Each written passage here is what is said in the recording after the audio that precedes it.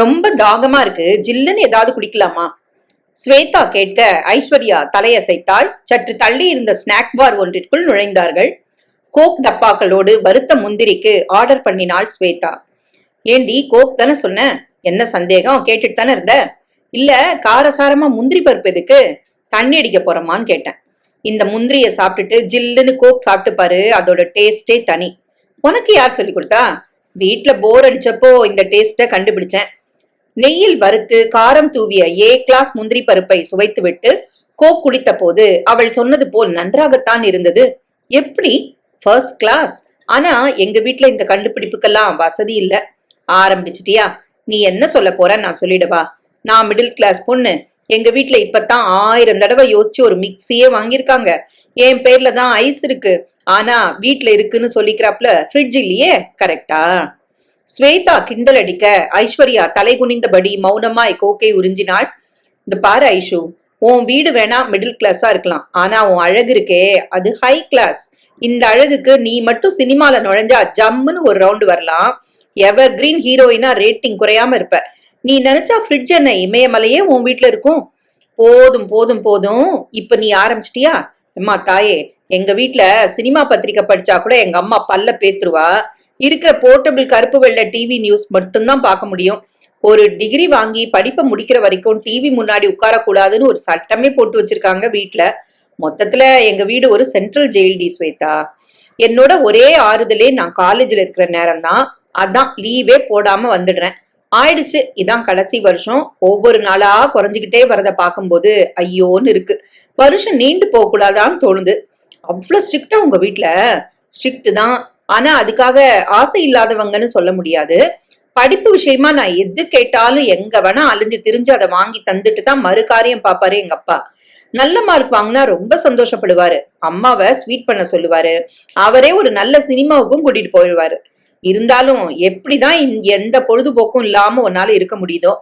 அந்த பிரச்சனை இப்பதான் இல்லையே. உன்னோட கிளாஸ கட்டடிச்சிட்டு எத்தனை படம் பார்த்துட்டேன். இதுதான் காலேஜ் வாழ்க்கைங்கிறது. இந்த த்ரில் இல்லாட்டி என்ன டீனேஜ்? ஆமா, உங்க வீட்டுல எப்படி? உங்க அப்பா அம்மா ஃப்ரீயா இருப்பாங்களா உங்ககிட்ட? அம்மா கொஞ்சம் முசுடுதான், ஆனா அதுக்கு அப்பாவும் அண்ணாவும் செம ஜாலி. 3 பேரும் சேர்ந்துகிட்டு அம்மாவை டீஸ் பண்ணுவோம். அப்போ மூஞ்சிய பாக்கணுமே.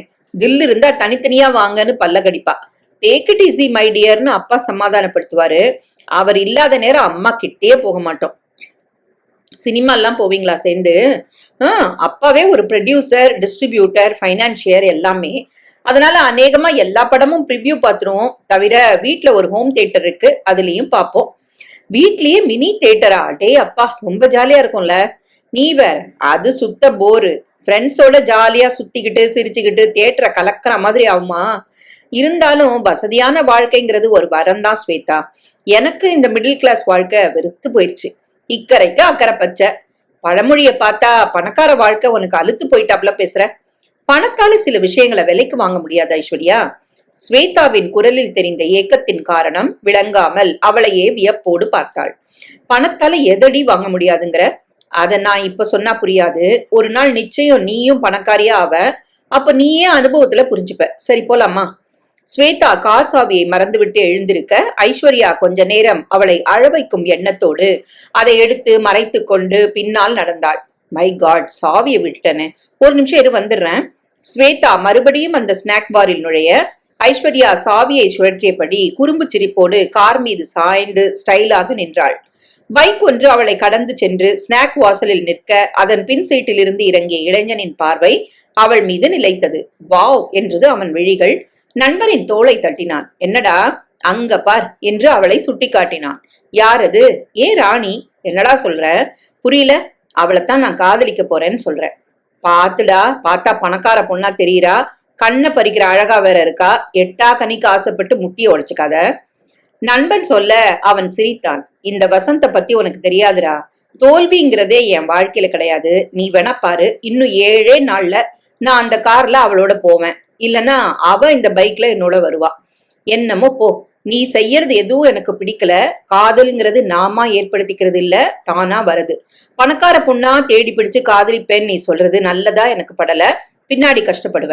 வசந்த் உதடு சுழித்து அலட்சியமாக சிரித்தான். சரி வா, ஏதாவது குடிச்சிட்டு நாம சீக்கிரம் போனோம். நண்பன் வினோத் அவனை இழுத்து கொண்டு ஸ்நாக் பார் கதவை திறந்த அதே நேரம் ஸ்வேதா வெளியில் வர வேகமாய் அவள் தோளில் இடித்து கொண்டான். இடிய பார்த்து வரக்கூடாதா? சாரி, கவனிக்கல. ஸ்வேதா அவனை அலட்சியப்படுத்திவிட்டு கார் நோக்கி நடந்தாள். வினோத்தின் விழிகள் அவளை தொடர்ந்து, ஏய் வாடா, பார்த்தது போதும் வசந்த், அவனை இழுத்து சென்றாள். ஏண்டா அந்த பொண்ணை லவ் பண்ண போறேன்னு சொன்னியே, அவ யாரு, எங்க இருக்கான்னு தெரியுமா? பெப்சியை உறிஞ்சியபடி கேட்டான் வினோத். கார் நம்பரை நோட் பண்ணிட்டேன், அது போதும். ஆமா, நீ என்ன அந்த பொண்ணு அப்படி லுக் விட்ட? தெரியல, அவ மேல மோதினப்போ மின்சாரம் பாஞ்சாப்புல இருந்துச்சு. ஆனா அவளுக்கு அப்படி இருந்தாப்புல தெரியலையே, இடியட்னு திட்டிட்டு போறா. அவ இடத்துல நான் இருந்தாலும் திட்டிருப்பேன். தப்பு உன் மேலதான், முரட்டுத்தனமா இழுத்துட்டு வந்துட்டேன். அப்படி வந்ததுக்கு சீக்கிரமே எனக்கு 2 பேரும் சேர்ந்து நன்றி சொல்ல போறீங்க பாரு. நான் சொல்லல, உனக்கு கொஞ்சம் காயண்டுச்சுன்னு, அது சரிதான். முன்ன பின்ன தெரியாத பொண்ண போய் எப்படிரா? இந்த பாரு, நீ எப்படியோ போ, என்னமோ செஞ்சுக்கோ, என்ன ஆள விடு. எனக்கு நிறைய லட்சியங்கள் இருக்கு. முதல்ல படிச்ச படிப்புக்கு நல்ல உத்தியோகம், அதுக்கப்புறம் சொந்தமா ஒரு வீடு, கார்னு உழைப்பால உயரணும். காணி நிலமும் 4-5 தென்னை மரங்களும் சொந்தமான அப்புறம்தான் பக்கத்துல ஒரு பத்தினிய பத்தி சிந்திக்க ஆரம்பிக்கணும். வினோத் எழுந்தான். பில் பணம் கொடுத்து விட்டு கிளம்ப தயாரானான். அவர்கள் வெளியில் வந்தபோது பெண்கள் இருவரையும் காணவில்லை. வினோத் பைக்கை உதைத்து கிளப்பினான். ஏண்டா வினோத், 2 வேகன்சிக்கு 200 பேருக்கு கார்டு அனுப்பியிருப்பாங்க. போட்டி அதிகம் இருக்கும்னு எனக்கு தோணுது. நீ போத்தான் போறியா? போட்டி இல்லாம எதுதாண்டா இருக்கு? இதெல்லாம் சுத்த கண் துடைப்பா இருக்கும். ஏற்கனவே ஆள் எடுத்திருப்பாங்க பாரு. நீ போறது வேஸ்ட். உன்னை டிராப் பண்ண சொன்னதுக்கு நல்ல ஆசீர்வாதம்டா வேணும் எனக்கு. நான் எங்க டிராப் பண்றேன்? என் வண்டியை நீ ஓட்ட, நான் ஜாலியா பின்னால உட்காந்துட்டு பராக் பார்த்துக்கிட்டு வரேன். வசந்த் சிரித்தான். பொல்லாத வண்டி, புது பொண்டாட்டி மாதிரி அடிக்கடி கோச்சுக்கிட்டு நடுவழியில கழுத்து இருக்கிறதுக்கெல்லாம் பேரு வண்டியாக்கும். அது சரி, பேச மாட்டேன் நீ. அப்புறம் ஏண்டா என்கிட்ட வண்டியை கேட்ட? உங்க வீட்டுல 8 போட்டிகோலையும் நிறுத்தி இருக்கிற ஏதாவது ஒரு கார்ல ஏறி போக வேண்டியதானே? என்ன பண்ண, சமயத்துக்கு ஒரு டிரைவர் இல்லையே, அதான். வினோத் தோளை குலுக்கி கொண்டு சொல்ல வசந்த் பக் என்று சிரித்தான். வினோத் தான் இன்டர்வியூவுக்கு செல்ல வேண்டிய கம்பெனியின் முன் வண்டியை நிறுத்தினான். வீட்டுக்கு வந்த பிறகுதான் அம்மாவும் அப்பாவும் ஊரில் இல்லாததே நினைவுக்கு வந்தது. அப்பா எந்த ஊருக்கு போனாலும் அம்மா அவரோடு போக வேண்டும். ஹோட்டல் சாப்பாடு அவருக்கு ஒத்துக்கொள்ளாது. அம்மா சமைத்து போட்டால்தான் சரிப்படும். இது தவிர இந்த வயதிலும் மனிதர் ரொமான்டிக் ஆனவர் என்பது ஒரு காரணம். புதிதாய் கல்யாணமானவர்கள் போலத்தான் இருப்பார்கள். ஸ்வேதா தன் அறைக்கு வந்தாள். அண்ணன் இன்னும் வரவில்லை. டிரெஸ் மாற்றிக்கொண்டு கீழே வந்தாள். சமையல்கார மாமி எட்டி பார்த்தாள். டிஃபன் கொண்டு வரட்டா ஸ்வேதா? என்ன டிஃபன்? உங்க அண்ணன் ரவா தோசை வேணும்னு சொல்லிட்டு போனா. அப்போ ஊத்தப்பம் போட்டு தரவா? நூடுல்ஸ் இருக்கா? இருக்கே, வெஜிடபிள்ஸ் லைட்டா போட்டு பண்ணி கொடுங்க. ஸ்வேதா டிவியை போட்டால். தோள்பட்டை வலித்தது. ராஸ்கல் எப்படி இடிச்சிட்டான் மாடு மாதிரி. முணுமுணுத்தபடி தடவி விட்டு கொண்டாள். ரிமோட் எடுத்து சேனல் மாற்றினாள். எம்டிவியின் செலென்சியோல் உருகி கொண்டிருந்தாள். பின்னணியில் கேத்தும் டிகாப்ரியோவும் கைகள் விரித்து காற்றில் பறந்து கொண்டிருந்தார்கள். டைட்டானிக்கின் தீம் மியூசிக் கண்களில் ஈரமாய் படர்ந்தது. அந்த படம் பார்த்துவிட்டு ஸ்வேதா ஒரு வாரம் தூங்கவில்லை. கம்பேக் என்ற கேத்தின் தொண்டை கட்டிய குரல் காதில் ஒலித்துக் கொண்டே இருந்தது. செத்துப்போன ஜாக்கின் உடல் செங்குத்தாய் கடலில் இறங்கிய காட்சி அடிவயிற்றை கலக்கியது. அந்த துள்ளலும் விஷமமும், எச்சில் துப்ப கற்றுக் கொடுத்த குறும்பும், 4ஆம் வகுப்பு பாமர நடனமும், விரைத்து கடலில் இறங்கிய அந்த சோகம் இந்த ஜென்மம் முடியும் வரை மறையாது என்று தோன்றியது அவளுக்கு. காதல் என்ற வார்த்தையில் நம்பிக்கை இல்லை. தமிழ் சினிமாக்கள் காதலை மட்டுமே பிரதானப்படுத்தி படுத்திய பாட்டினாலேயே காதல் என்ற வார்த்தை முகச்சுளிப்பை ஏற்படுத்திவிட்டது. வாழ்க்கை என்பது காதலிக்க மட்டும்தானா? வேறு விஷயம் இல்லையா வாழ்க்கையில்? இப்படியெல்லாம் நினைத்தவளையே அந்த படம் பிரமிக்க வைத்து விட்டது. காரணம், அந்த படம் காதலுக்கு இணையாக அவர்களது ஜீவ மரண போராட்டமும் இன்னும் பல்வேறு விஷயங்களும் மிக அழகாய் சொல்லப்பட்டிருந்த விதம் அவளை கவர்ந்தது. எந்த படத்தையுமே ஒரு முறைக்கு மேல் பார்க்க விரும்பாதவள் இந்த படத்தை 7-8 முறை பார்த்தாள். நூடுல்ஸ் ரெடிமா? மாமியின் குரலில் கலைந்து திரும்பினாள். அப்பாவும் அம்மாவும் எப்ப வருவாங்களா? அம்மா ஏதாவது சொன்னாங்களா? 2 நாள்ல வந்துருவோன்னு சொன்னா எதுக்கு கேக்குற? சோ ஒரே போர் அடிக்குது. இந்த அண்ணனும் வீட்டுல இருக்கிறது இல்ல. ஆம்பளை பையன் எப்படி வீட்டுல இருப்பான்? உனக்கு போர் அடிச்சா யாராவது ஃப்ரெண்ட வீட்டுக்கு போய் அரட்டை அடிச்சுட்டு வாயேன். இதுவும் நல்ல ஐடியா தான். டிஃபனை கொடுங்க, சாப்பிட்டுட்டு ஐஸ்வர்யா வீட்டுக்கு போயிட்டு வரேன். இது வரைக்கும் போனதே இல்ல, அவளும் கூப்பிட்டுட்டே இருக்கா. போ, ஆனா சீக்கிரம் வந்துருமா? மாமி உள்ளே போனால் டிஃபனை எடுத்து வர. இன்னைக்கு என்னம்மா விசேஷம்? ஸ்வீட் எல்லாம் பண்ற? வினோத் ஒரு ஸ்பூன் கேசரியை ருசி பார்த்தபடி கேட்டான். உனக்காகத்தான் பண்ண. வேலை கிடைக்கணும்னு நினைச்சோம், கிடைச்சாச்சு. வீடு வாங்கணும்னு நினைச்சு வாங்கியாச்சு. வீட்டை சுத்தி 4-5 தென்னையும் நட்டுட்ட. அப்புறம் என்ன, கல்யாணம் தானே? அதான் உனக்காக ஒரு அருமையான பொண்ணை பார்த்து வச்சிருக்கோம். நீ ஓகேன்னு சொல்லிட்டா அடுத்த முகூர்த்தத்திலே முடிச்சிடலாம். பொண்ணை எனக்கு பிடிக்க வேண்டாமா? போட்டோ இருக்கு, பார்த்துட்டு சொல்லேன். அம்மா உள்ளே போய் பெண்ணின் புகைப்படம் எடுத்து வந்து அவனிடம் கொடுத்தாள். அதில் சிரித்துக் கொண்டிருந்த பெண் வினோத் பிரமித்தான். இவளா? மை காட், இதுதான் அதிர்ஷ்டம் என்பதா? என்னடா பிடிச்சிருக்குமா? எனக்கு ரொம்ப பிடிச்சிருக்குமா, ரொம்ப ரொம்ப பிடிச்சிருக்குமா, ரொம்ப ரொம்ப ரொம்ப. டே வினோத், என்னடா பிடிச்சிருக்கு? என்ன வளர்ற? வினோத் தூக்கி வாரி போட கண் விழித்தான். செக், கனவுதானா? என்னடா கனவு கண்டியா? கனவுல அப்படி எதடா பார்த்த? இப்படி கத்தின பிடிச்சிருக்கு பிடிச்சிருக்கு பிடிச்சிருக்குன்னு? வினோத் அசடு வழிய சிரித்தபடி எழுந்து முகம் கழுவ போனான். கனவுதான் என்றாலும் விடியற்காலை கனவு. விடியல் கனவுகள் பலிக்கும் என்பார்கள், பலிக்குமா?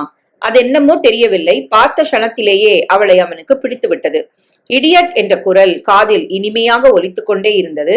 அன்றைக்கு அவளோடு மோதிக்கொண்ட அதிர்ஷ்டம். பலத்த போட்டி இருந்தாலும் அந்த வேலை அவனுக்கே கிடைத்தது.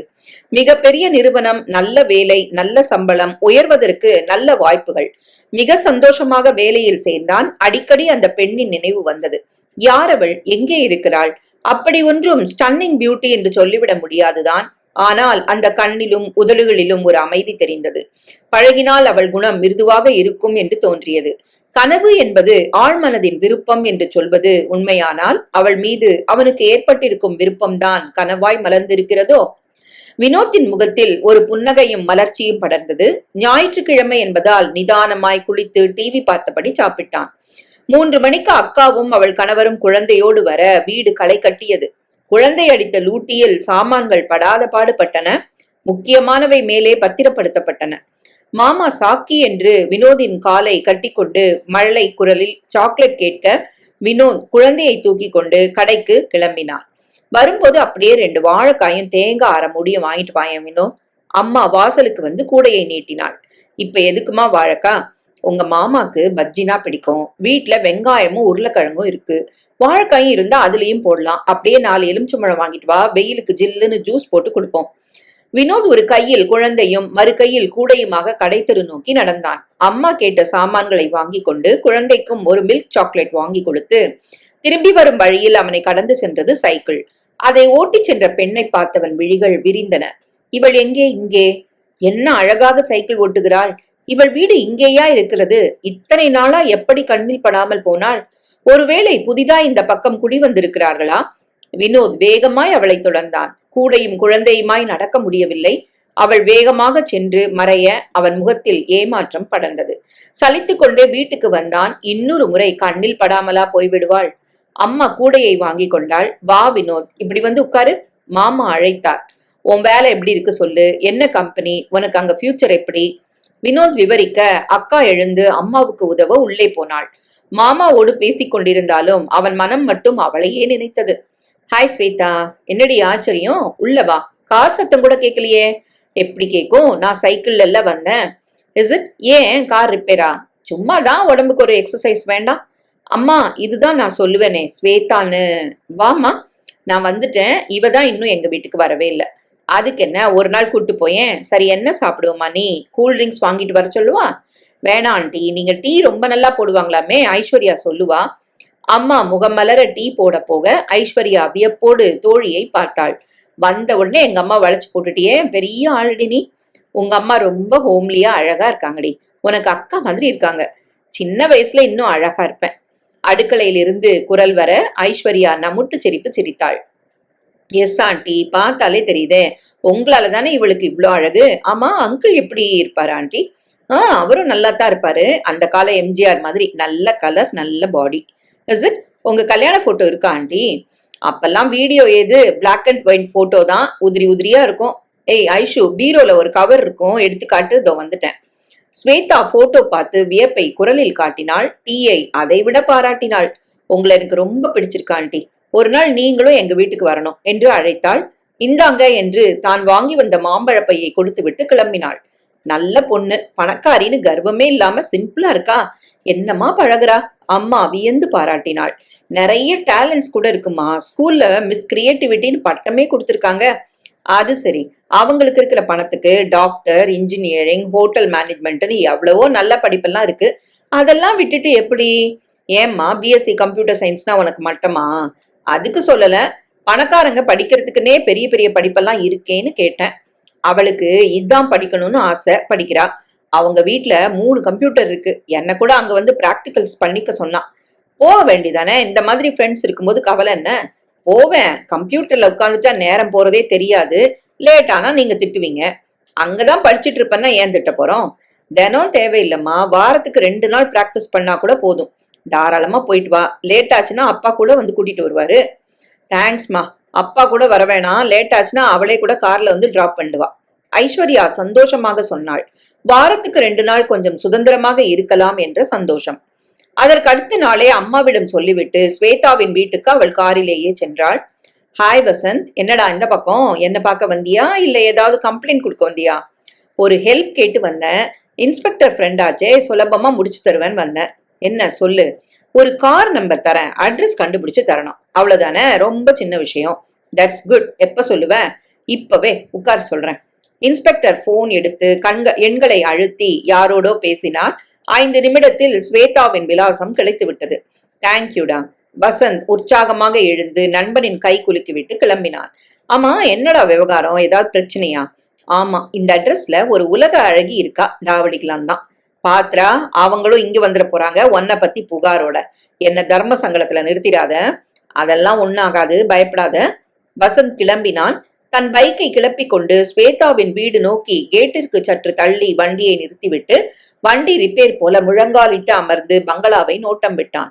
மாடி பால்கனியில் இருந்து தோட்டத்தை நோட்டம் விட்ட ஐஸ்வர்யா அவன் கண்களில் பட அவன் முகம் மலர்ந்தது.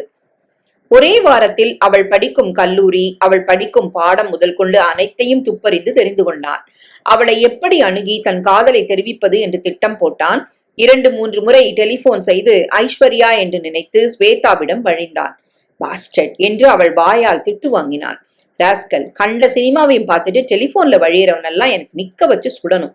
ஸ்வேதா எரிச்சலோடு ரிசீவரை வைக்க சற்று நேரத்தில் அது மீண்டும் அடித்தது. இந்த முறை இன்னும் செமத்தியாக திட்டலாம் என்று ரிசீவரை எடுத்து காதில் வைத்தாள். ஹலோ ஐஸ்வர்யா, பிளீஸ் வச்சிராத. எதிர்முனை கெஞ்ச ஒரு வினாடி திகைத்தாள். என்ன நம்பர் வேணும் உங்களுக்கு? அவன் சொன்ன நம்பர் சரியாகவே இருந்தது. யார் வேணும் உங்களுக்கு? நீதான் வேணும் ஐஸ்வர்யா. உன்னை ஒரு ஸ்நாக் பார் வாசல்ல பார்த்தது முதல் நான் பைத்தியம் ஆயிட்டேன். என் காதல உன் காலடியில சமர்ப்பிக்க விரும்புறேன். டியர், இது உளறல் இல்ல, உண்மை. என்னை ஒரு முறை பார்த்துட்டா போதும், நிச்சயம் உனக்கும் என்ன பிடிச்சிடுங்கிற நம்பிக்கை எனக்கு இருக்கு. ஒரே ஒரு சந்தர்ப்பம் கூட ஐஸ்வர்யா, பிளீஸ். ஸ்வேதா சிரிப்பை அடக்கி கொண்டாள். இது ஐஸ்வர்யாவின் வீடு என்று நினைத்து பேசிய அவன் குழப்பம் புரிந்தது. எதுவுமே பேசாமல் போனை வைத்து விட்டாள். ரிசீவரை உடனே எடுத்து கீழே வைத்தாள். இதை பற்றி ஐஸ்வர்யாவிடம் சொல்லலாமா வேண்டாமா என்று யோசித்தாள். வேண்டாம், அவள் குடும்பம் ஒரு தொட்டா சுடுங்கி குடும்பம், கட்டுப்பாடுகள் அதிகம். இந்த நிலையில் அவளை குழப்புவது சரியில்லை. ஒருவேளை டெலிபோனில் பேசியவன் அவளை நேருக்கு நேர் சந்தித்து உளர ஆரம்பித்தால் அப்போது அவளே இந்த பிரச்சனையை தீர்த்து கொள்ளட்டும். இப்போதைக்கு இதை பற்றி பேசாமல் இருப்பதுதான் உத்தமம். ஐஸ்வர்யாவின் அழகுக்கு அவள் காதலிக்கப்படாமல் இருந்தால்தான் ஆச்சரியப்பட வேண்டும். யார் கண்டார்கள்? இதுவரை அவளை எத்தனை பேர் வளைக்க பார்த்திருக்கிறார்களோ. மறுநாள் கல்லூரியில் இதையே கேள்வியாக மாற்றி அவளிடமே கேட்டுவிட்டாள். ஏன் ஐஷு, இவ்வளோ அழகா இருக்கியே, இது வரைக்கும் உனக்கு லவ் லெட்டர்ஸ் எவ்வளோ வந்திருக்கும்? செருப்பு பிஞ்சிரும். என்னடி சொல்ற? எங்க அம்மா என்ன செருப்பால் அடிப்பாங்கன்னு சொல்றேன். அது எப்படி? எவனோ தப்பு பண்ணா உன்னை எப்படி அடிக்க முடியும்? அநியாயம் இல்ல இது? அந்த நியாயம் எல்லாம் எங்க வீட்டுல பேசவே முடியாது. எவன் தப்பு பண்ணாலும் தண்டனை எனக்கு தான். அப்படின்னா உங்க அம்மாக்கு தெரியாம உங்ககிட்ட எவனும் நெருங்க முடியாதுங்கிறியா? நீ வேற. நான் அழகா இருக்கிறதுனாலே எனக்கு பாதுகாப்பும் அதிகம். பொத்தி பொத்தி வளர்க்கறதுன்னு கேள்விப்பட்டிருக்கியா? அந்த மாதிரிதான் நான் வளர்ந்தேன். 7ஆம் கிளாஸ் வரைக்கும் ரிக்ஷால போனேன். இருந்தாலும் பாதி நாள் அம்மா ஸ்கூலுக்கு வந்து என்னோடய ரிக்ஷால வருவா. விளையாட முடியாது, ஃப்ரெண்ட்ஸோட பேச முடியாது. வயசுக்கு வந்ததும் இன்னும் கட்டுப்பாடு ஜாஸ்தி ஆயிடுச்சு. நான் +2 முடிக்கிற வரைக்கும் சலிச்சுக்காம அம்மா ஸ்கூல்ல என்னை விட்டுட்டு கூட்டிட்டு வந்திருக்கா. நான் கிளாஸ்ல நடந்த ஏதாவது ஜோக்க நினைச்சு சிரிச்சா கூட சந்தேகமா சுத்தி சுத்தி பாப்பா. ஸ்கூல் விட்டா வீடு, வீடு விட்டா ஸ்கூல், படிப்பை விட்டா வேற எந்த பொழுதுபோக்கும் எனக்கு கிடையாது. நான் கொஞ்சம் சுதந்திரமா இருக்கேன்னா அது இந்த 2 வருஷம் தான். ஸ்கூலை விட காலேஜ் டிஸ்டன்ஸ் அதிகம். அம்மாவால அலையவும் முடியல. வீட்டுக்குள்ள போயிட்டேன்னா ஜன்னல் பக்கம் கூட நிக்க முடியாது. படிக்கணும்னு இல்ல, ஏதாவது வீட்டு வேலை செய்யணும். ஏம்மா இப்படி என்ன ஜெயில இருக்க மாதிரி ட்ரீட் பண்றீங்கன்னு ஒரு நாள் கேட்டுட்டேன். என்ன பண்ண? நீ கண்ணை பறிக்கிற அழகா பிறந்து தொலைச்சிட்டியே. உன்னை ஒருத்தங்கிட்ட ஒப்படைக்கிற வரைக்கும் பாதுகாத்து தானே ஆகணும்னு சொன்னாங்க. என்னமோ எங்க அம்மாவுக்கு உன்னை ரொம்ப பிடிச்சு போச்சோ, நம்பி உங்க வீட்டுக்கு அனுப்புறாங்களோ, நான் பிழைச்சேன். ஐஸ்வர்யா பெருமூச்சோடு நிறுத்தினாள். கொடுமைதான். ஆனா பெற்றவர்களோட கோணம்னு ஒண்ணு இருக்கே, அது அது பிரகாரம் அவங்க செய்யறதும் சரிதான். அவங்க மட்டும் உனக்கு கேடயமா இல்லாட்டா எத்தனை கழுகு உன்னை வட்டம் போட்டிருக்கோம். என்ன சொல்ற ஸ்வேதா நீ? இந்த வயசுல அந்த த்ரில் வேணும் தானே ஒவ்வொரு பொண்ணும் நினைப்பா. ஏன் உன்னை 4 பேர் சுத்தி வந்தா உனக்கு பெருமையா இருக்குமா இருக்காதா? 4 பேர் சுத்தி வர அளவுக்கு நான் ஒன்னும் பிரமாதமான அழகி இல்ல. அழகுங்கிறது ஒரு கூடுதல் தகுதிதானே தவிர அதுதான் காதலுக்கு முக்கிய தகுதின்னு யார் சொன்னது? சரி விடு. அப்படியும் உன்னை யாராவது சுத்தி வந்தா உன் அடி மனசுல ஒரு த்ரில் ஏற்படுமா படாதா? தெரியல. இது வரைக்கும் எந்த அனுபவமும் எனக்கு ஏற்பட்டதில்ல. நான் நம்ப மாட்டேன். என் கண்ணுக்கு நீ அழகா தான் தெரியற. பணக்காரிங்கிற கூடுதல் தகுதி உனக்கு இருக்கு. நிச்சயம் எத்தனையோ பேர் உன் காதலை பெற முயற்சி பண்ணிருப்பாங்க. நீ போய் சொல்ற. சரி அப்படியே வச்சுக்கோ. என்ன ஒரு 100 பேர் சுத்தி வந்திருப்பாங்க. அதுக்கு என்ன இப்போ? அப்படி சொல்லு. அப்போ உனக்கு பெருமையா இருந்துச்சா இல்லையா? சிரிப்பு தான் வருது நீ கேக்குறத பார்த்து. இதுல பெருமைப்பட என்ன இருக்கு ஐஷு? என்ற ஸ்வேதா அவளை நினைத்து கவலைப்பட்டாள். அந்த டெலிபோன் ஆசாமி இவளை நேரில் முற்றுகையிட்டால் இந்த பெருமை காரணமாகவே அந்த முன்பின் தெரியாத ஆசாமியின் காதலுக்கு சம்மதம் கூறி விடுவாளோ இவள் என்று கவலை ஏற்பட்டது. பொத்தி பொத்தி வளர்க்கப்பட்டதுதான் இந்த பரபரப்பை தேடி அலைய காரணமா? ஸ்வேதா அவளை இரக்கத்தோடு பார்த்தாள். கல்லூரி முடிந்து ஸ்வேதா வீட்டுக்கு செல்ல பஸ்ஸில் ஏறினாள். பல பேர் பார்வை அவளை மொய்க்க ஒருவித கர்வம் படர்ந்தது. அடுத்த ஸ்டாப்பிங்கில் கும்பல் அதிகமாக உட்கார்ந்திருந்த ஒரு இளைஞன் உங்க பைய கொடுங்க என்று வாங்கி வைத்துக் கொண்டான். ஸ்டாப்பிங் வந்ததும் அவனிடமிருந்து பையை வாங்கி கொண்டு இறங்கினாள். மிச்ச சில்லறையை போடுவதற்காக ஜிப்பை திறக்க உள்ளே பளிச்சென்று 4ஆய் மடிக்கப்பட்ட ஒரு காகிதம் தெரிய, அப்படி ஒரு காகிதத்தை தான் வைத்ததாய் நினைவில்லையே என்று நினைத்தபடி அதை எடுத்து பிரித்தவள் ரத்தம் ஜிவ்வென்று சூடேறியது. உடம்பில் மின்சாரம் பாய்ந்தால் போர் இருந்தது. மிக அழகான கவிதை மொழியில் எழுதப்பட்டிருந்த காதல் கடிதம். எப்படி எப்படி வந்தது இது? ஒருவேளை இவளை சோதிக்க ஸ்வேதா விளையாடும் விளையாட்டா? சேச்ச, அவள் இப்படியெல்லாம் செய்பவள் அல்ல. அப்படியானால் ஒருவேளை பஸ்ஸில் அவள் பையை வாங்கி வைத்திருந்தானே, அவனா?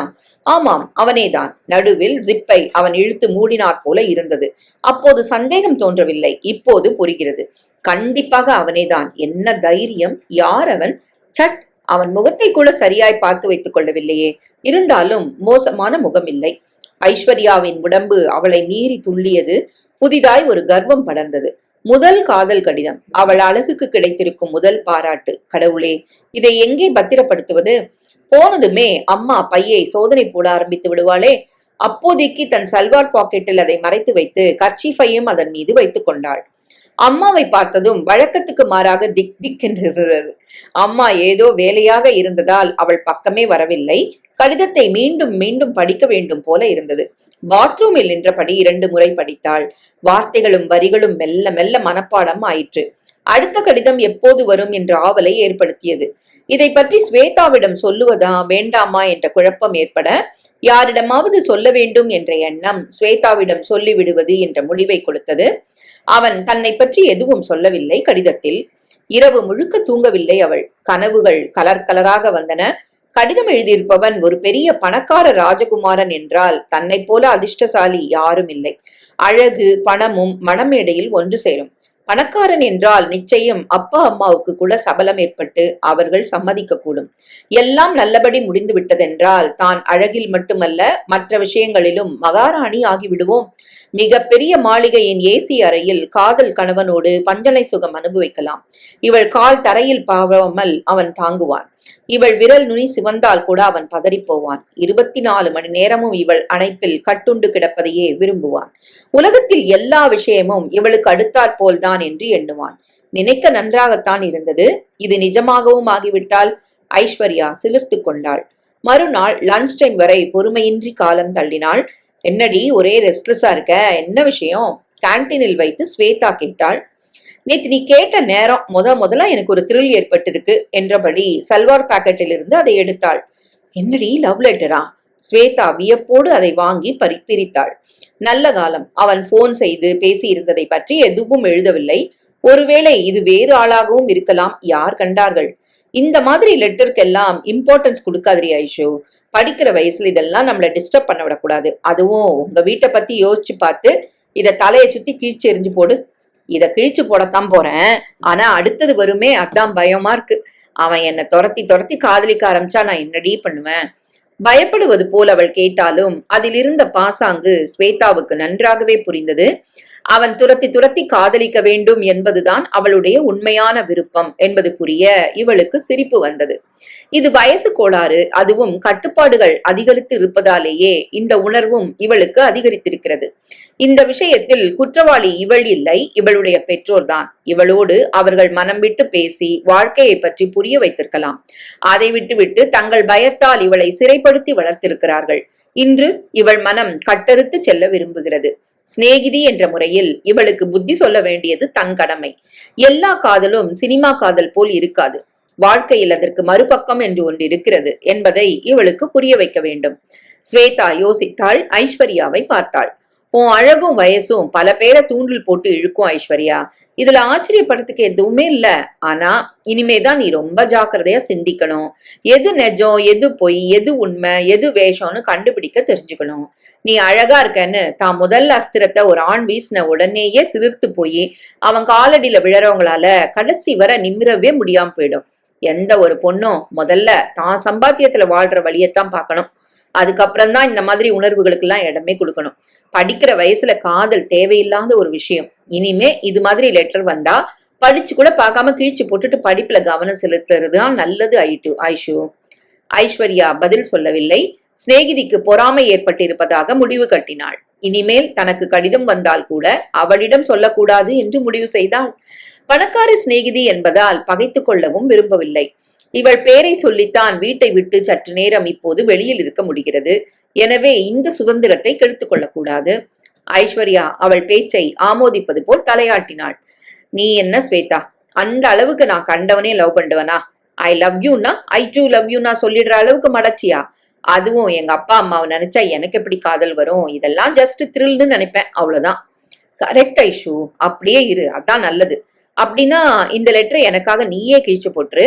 தோழியை நம்ப வைக்க அந்த கடிதத்தை ஐஸ்வர்யா அவளிடம் கொடுத்து விட்டு கிளாஸுக்கு கிளம்பினாள். இங்க வேணா, வீட்டுல போய் எரிச்சிடுறேன். ஸ்வேதா அதை தன் ஹேண்ட்பேக்கில் வைத்துக் கொண்டாள். உனக்கு ஏதோ லெட்டர் வந்திருக்குமா? உன் ரூம்ல வச்சிருக்கேன், மாமி சொல்ல ஸ்வேதா சோஃபாவில் சோர்வாக உட்கார்ந்தாள். ஆமா, அண்ணா இன்னும் வரல? இல்ல, அவனுக்கு கூட ஒரு லெட்டர் வந்தது, அவன் ரூம்ல வச்சிருக்கேன். அம்மாட்ட இருந்து போன் ஏதாவது வந்துச்சா? ஷூட்டிங் லேட் ஆகுதான், இன்னும் 4 நாள் ஆகுமா. கை கால் கழுவிட்டு வரியா? டிஃபன் ரெடியா இருக்கு. வரேன், எடுத்து வைங்க. ஸ்வேதா மாடிக்கு வந்து தன் டேபிள் மீது இருந்த லெட்டரை ஆவலோடு எடுத்தாள். இந்த மாமிய பாரு, லெட்டரை மாத்தி வச்சிருக்காங்க. இது அண்ணாக்கு வந்திருக்கிற லெட்டர்.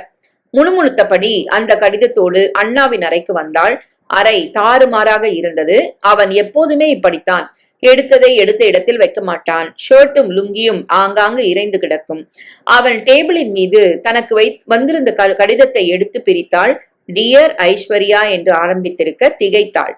கையெழுத்தை உற்று பார்த்தால் இது முதலில் ஐஸ்வர்யாவுக்கு வந்த கடிதத்தில் இருந்த கையெழுத்து இல்லை. அப்படியானால் அன்றைக்கு டெலிபோனில் ஐஸ்வர்யா என்று நினைத்து இவளிடம் பேசியவன் தான் இதையும் எழுதியிருக்கிறான் என்பது புரிந்தது. யோசித்துக் கொண்டே நின்ற போது கண்கள் எதேச்சையாய் அண்ணன் டேபிள் மீது இருந்த ஒரு நோட்புக்கின் மீது சென்றது. உள்ளே ஏதோ பாதி எழுதிவிட்டு பேனாவை அந்த பக்கத்தில் வைத்துவிட்டு போயிருந்தான். பக்கங்கள் காற்றில் பறக்க எழுத்துக்கள் பளிச்சென்று தெரிய ஸ்வேதா அதை கையில் எடுத்து பிரித்தவள் மறு வினாடி திடுக்கிட்டாள்.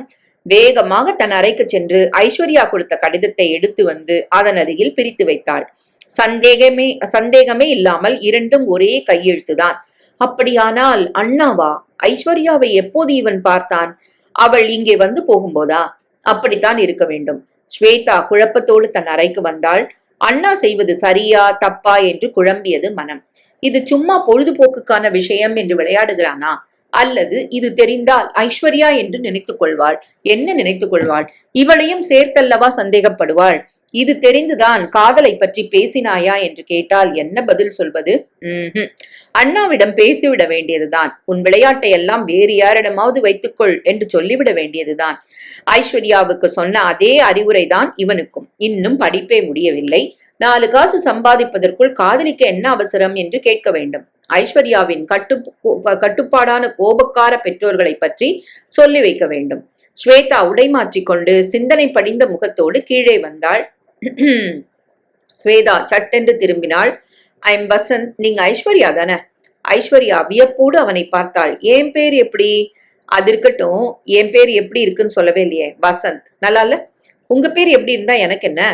என்னங்க இப்படி சொல்றீங்க? சரி, கேள்வியை மாத்தி கேட்கவா? என் லெட்டர் எப்படி இருந்துச்சுன்னு கேட்டா பதில் சொல்வீங்களா? ஐஸ்வர்யா திகைப்போடு அவனை பார்த்தாள். லெட்டர் எழுதினது நீங்களா? இவ்ளோ தைரியமா சொல்றேன், நம்ப மாட்டேங்கிறீங்களே. என்ன துணிச்சல்! எந்த தைரியத்துல எனக்கு லெட்டர் எழுதினீங்க? நீங்க லெட்டர் எழுதிட்டா உடனே உங்களை லவ் பண்ணுவேன்னு எப்படி முடிவு கட்டினீங்க?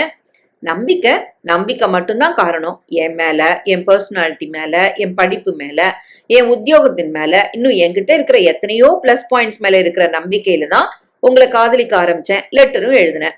உங்க நம்பிக்கையெல்லாம் நான் தூள் தூளாக்கிட்டேனா? மாட்டீங்க. இப்பவே தெரியுதே. என்ன தெரியுது? உங்களுக்கும் என்ன பிடிக்க ஆரம்பிச்சிருச்சுன்னு. எப்படி? எப்படியோ. எப்படியோனா எப்படி? யோசிங்க. நாம அடுத்த முறை சந்திக்கும் போது சொல்றேன். Until then bye bye. Vasanth தன் பைக்கை ஸ்டைலாக உதைத்து வட்டமடித்து கிளப்பிச் செல்ல அவள் பிரமிப்போடு அவனையே பார்த்தாள். அவன் போன பிறகுதான் பயம் ஏற்பட்டது. பேசுவதை யார் யார் பார்த்தார்களோ என்ற உதறல் ஏற்பட்டது. இப்படியெல்லாம் எந்த ஆணிடமும் பேசி பழக்கம் இல்லாததாலேயே அம்மாவுக்கும் அப்பாவுக்கும் அதற்குள் விஷயம் தெரிந்துவிட்டார் போன்ற பிரமையோடு நடுங்கிக் கொண்டே வீட்டிற்கு வந்தாள். நல்ல காலம், அம்மா சாதாரணமாக இருந்தாள். என்னடி, இன்னைக்கு உன் ஃப்ரெண்டு வீட்டுக்கு போலியா? சீக்கிரம் வந்துட்ட? படிக்கணும், அதான். இரவு முழுக்க புக்கை விரித்து வைத்துக் கொண்டு அவனை பற்றி யோசித்தாள். அந்த உயரமும் வாட்டசாட்டமும் பேச்சும் சிரிப்பும் கண்ணில் வெளிப்பட்ட காதலும் கம்பீரமாய் பைக்கில் சென்ற ஸ்டைலும் மனசுக்கு பிடித்திருந்தது. எந்த குறையும் சொல்ல முடியவில்லை. இவளை விட படித்த வசதியுள்ள நல்ல உத்தியோகமுடைய ஆண்தான் காதலிக்க தகுதியுள்ளவனும் கூட. காதல் என்ற வார்த்தை மனதுக்குள் தோன்றியதுமே ஒரு அசட்டு தைரியமும் குடியேறியது. எப்படியாவது எல்லாரையும் ஏமாற்றியாவது காதலிக்க வேண்டும் என்று தோன்றியது.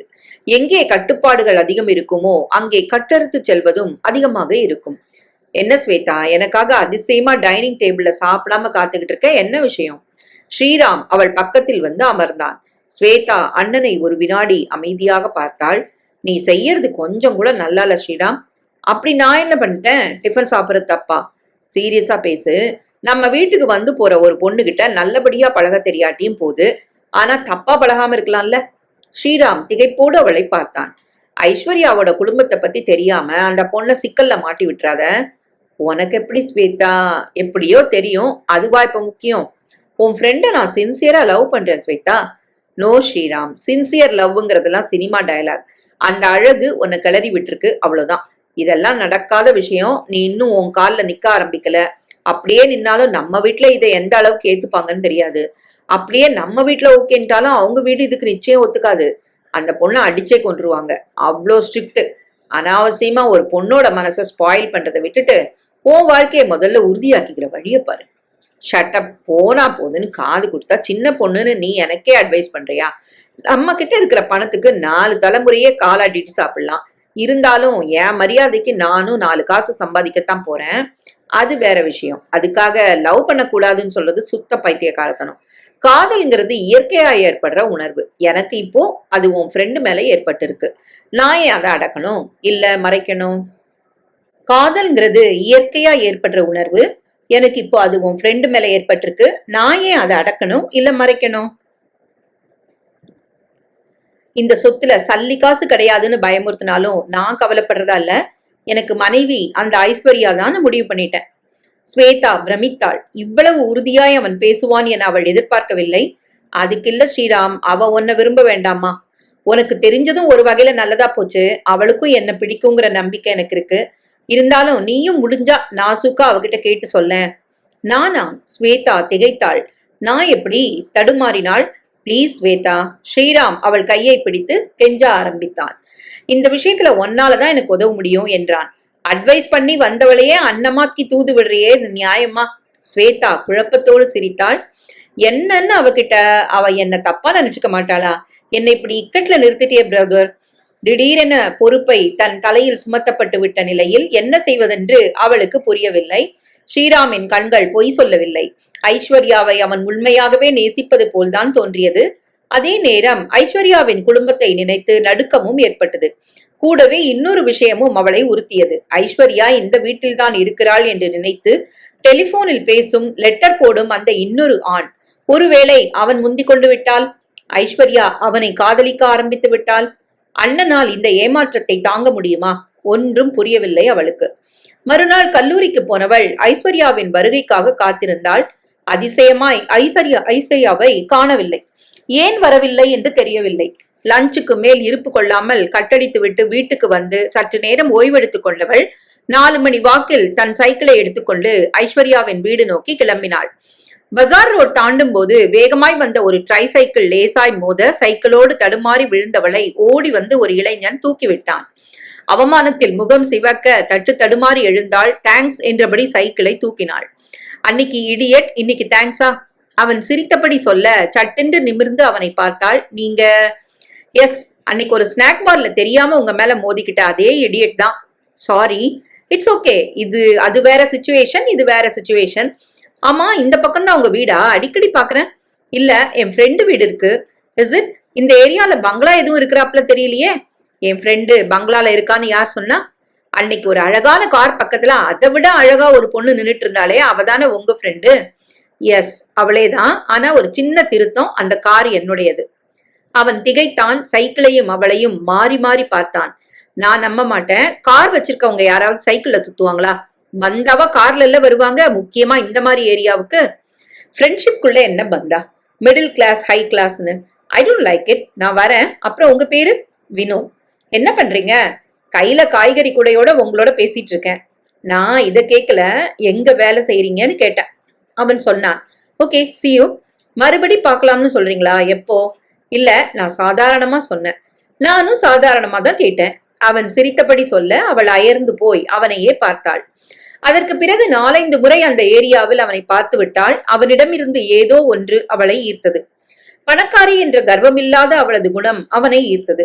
அண்ணனின் காதலுக்கு தூதாக வந்த புறா வந்த காரியத்தை மறந்துவிட்டு தானே காதலில் சிக்கி சிறகடித்து பறந்தது. அம்மாவும் அப்பாவும் 1 மாதமாகியும் வராதது கூட பெரிய விஷயமாய் தோன்றவில்லை. என்னாச்சா எங்க அப்பா அம்மாவுக்கு? ஹனிமூன் ட்ரிப்பா இது? 1 மாசமா ஆளை காணும். சமையல் மாமியிடம் கிண்டலாக கேட்டாள். அம்மாட்டந்து போன் வந்தது ஸ்வேதா. என்ன சொன்னாங்க? எப்ப வராங்களாம்? போன இடத்துல அப்பாக்கு உடம்பு சரியில்லையா, ஹார்ட் அட்டாக் வந்து. மை காட், என்ன மாமி சொல்றீங்க? இப்ப பரவாயில்லையா, உங்களெல்லாம் கவலைப்படுத்த வேணாம் தான் அங்கேயே ஹாஸ்பிட்டல்ல சேர்ந்து கவனிச்சுட்டாங்களாம். இண்டஸ்ட்ரியில யாருக்கும் தெரிய வேண்டாம்னு ரகசியமாவே வச்சுக்கிட்டாங்களாம். இன்னும் 4 நாள்ல வந்துடுறதா சொல்ல சொன்னாங்க. உங்க 2 பேரையும் கவலைப்படக்கூடாதுன்னு சொன்னாங்க. மாமி சொல்ல ஸ்வேதாவின் அடிவயிறு கலங்கியது.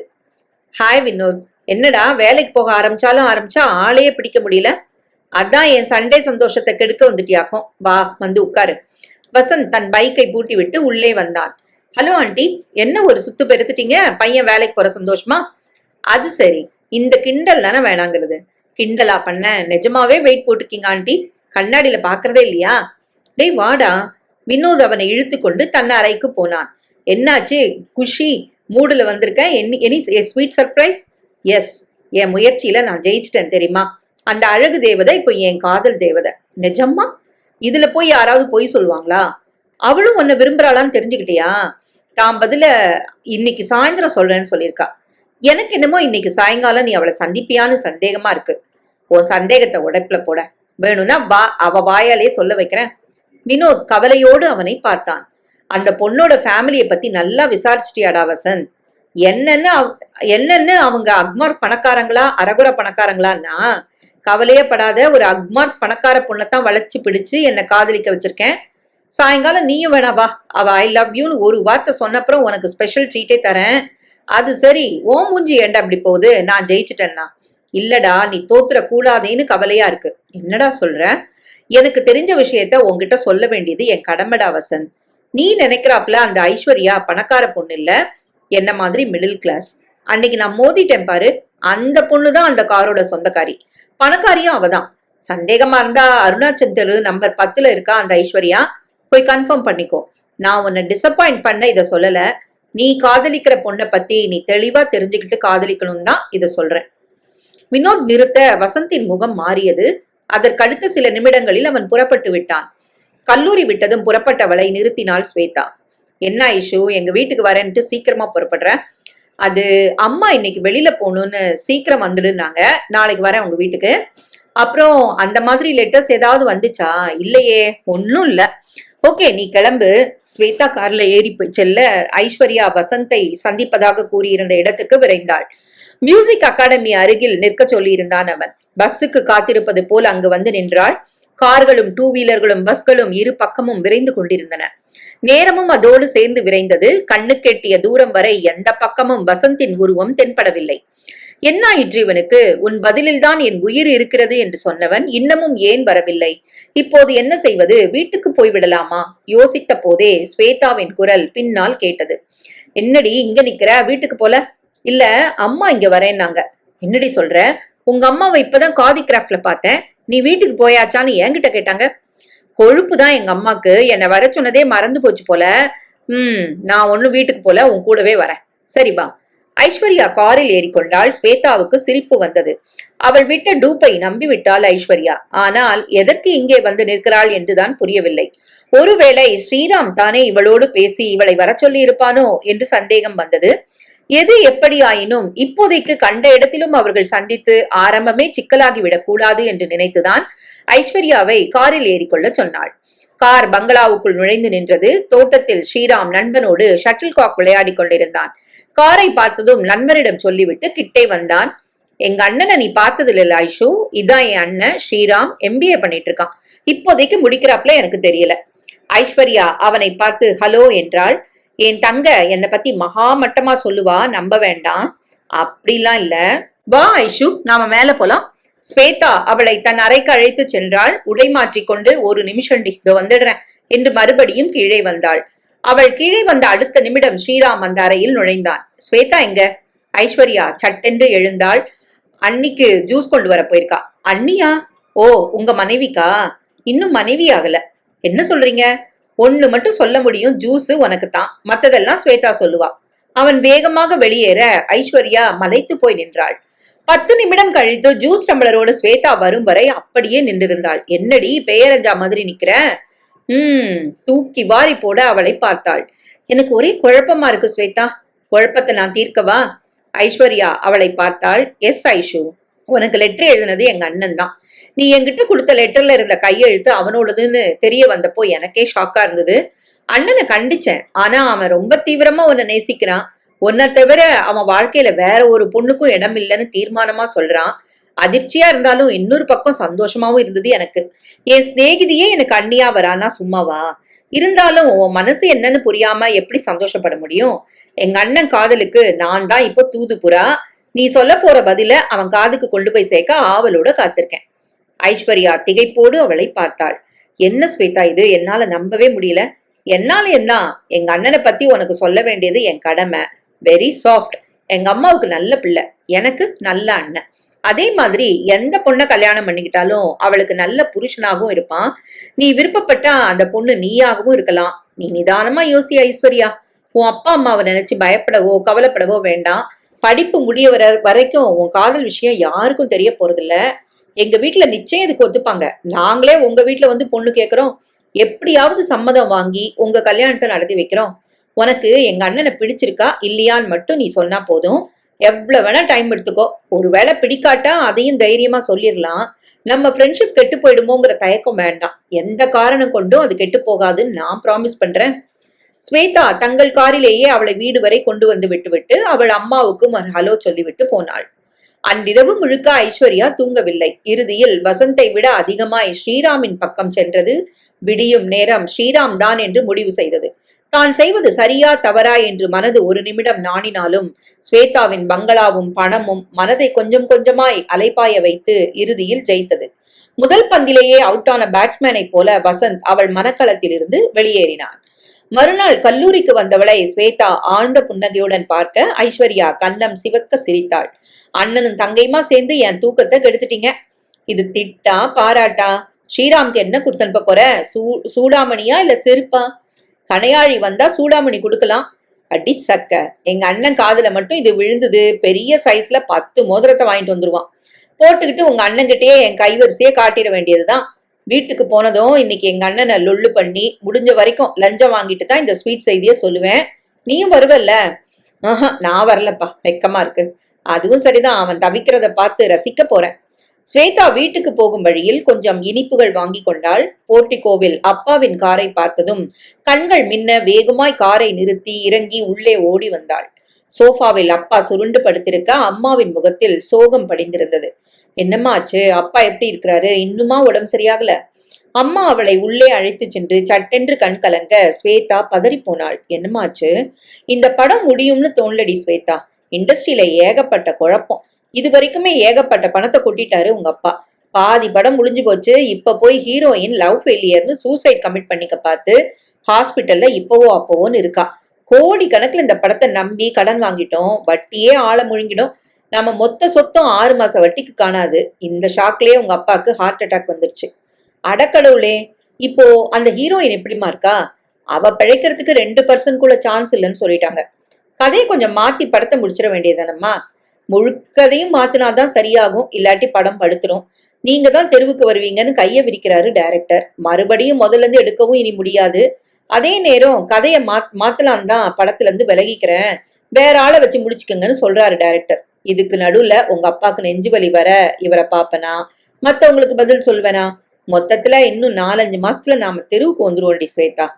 அம்மா விக்கி விக்கி அழ ஸ்வேதா உறைந்து போய் அமர்ந்திருந்தாள்.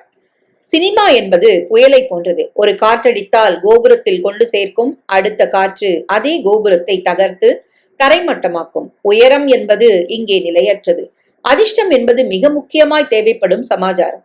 அது நிலையானதாகவும் இருக்க வேண்டும். 20 வருடமாய் சுதர்சனத்தை கோபுர உச்சியில் நிறுத்தியிருந்த அந்த அதிர்ஷ்டம் ஒரே படத்தில் தலைகீழாய் அவரை புரட்டி போட்டது. பணம் இருந்தவரை கூழை கும்பிடு போட்டு சுற்றி சுற்றி வந்த கூட்டம் பிரச்சனை என்றதும் பட்டும் படாமல் விலகி சென்றன. கடன் கொடுத்தவர்கள் மென்னியை பிடிக்க வீடு ஏலத்துக்கு போயிற்று. பால்யகால நண்பர் ஒருவர் இறக்கப்பட்டு தன்னுடைய பிளாட் ஒன்றை குறைந்த வாடகையில் தர முன் வந்தார். குடும்பம் அங்கு குடிபெயர்ந்தது. அப்பா அதிர்ச்சியில் படுத்த படுக்கையானார். குழந்தைகளுக்கு எதுவுமே செய்யாமல் வீதிக்கு வந்து விட்டேனே என்று நினைத்து நினைத்து அழுதார். கவலைப்படாதீங்கப்பா, இன்னும் 2 மாசம்தான் என் படிப்பு முடிஞ்சு எனக்கு நல்ல வேலை கிடைச்சிரும். நாம நிச்சயம் கஷ்டப்பட மாட்டோம்ப்பா.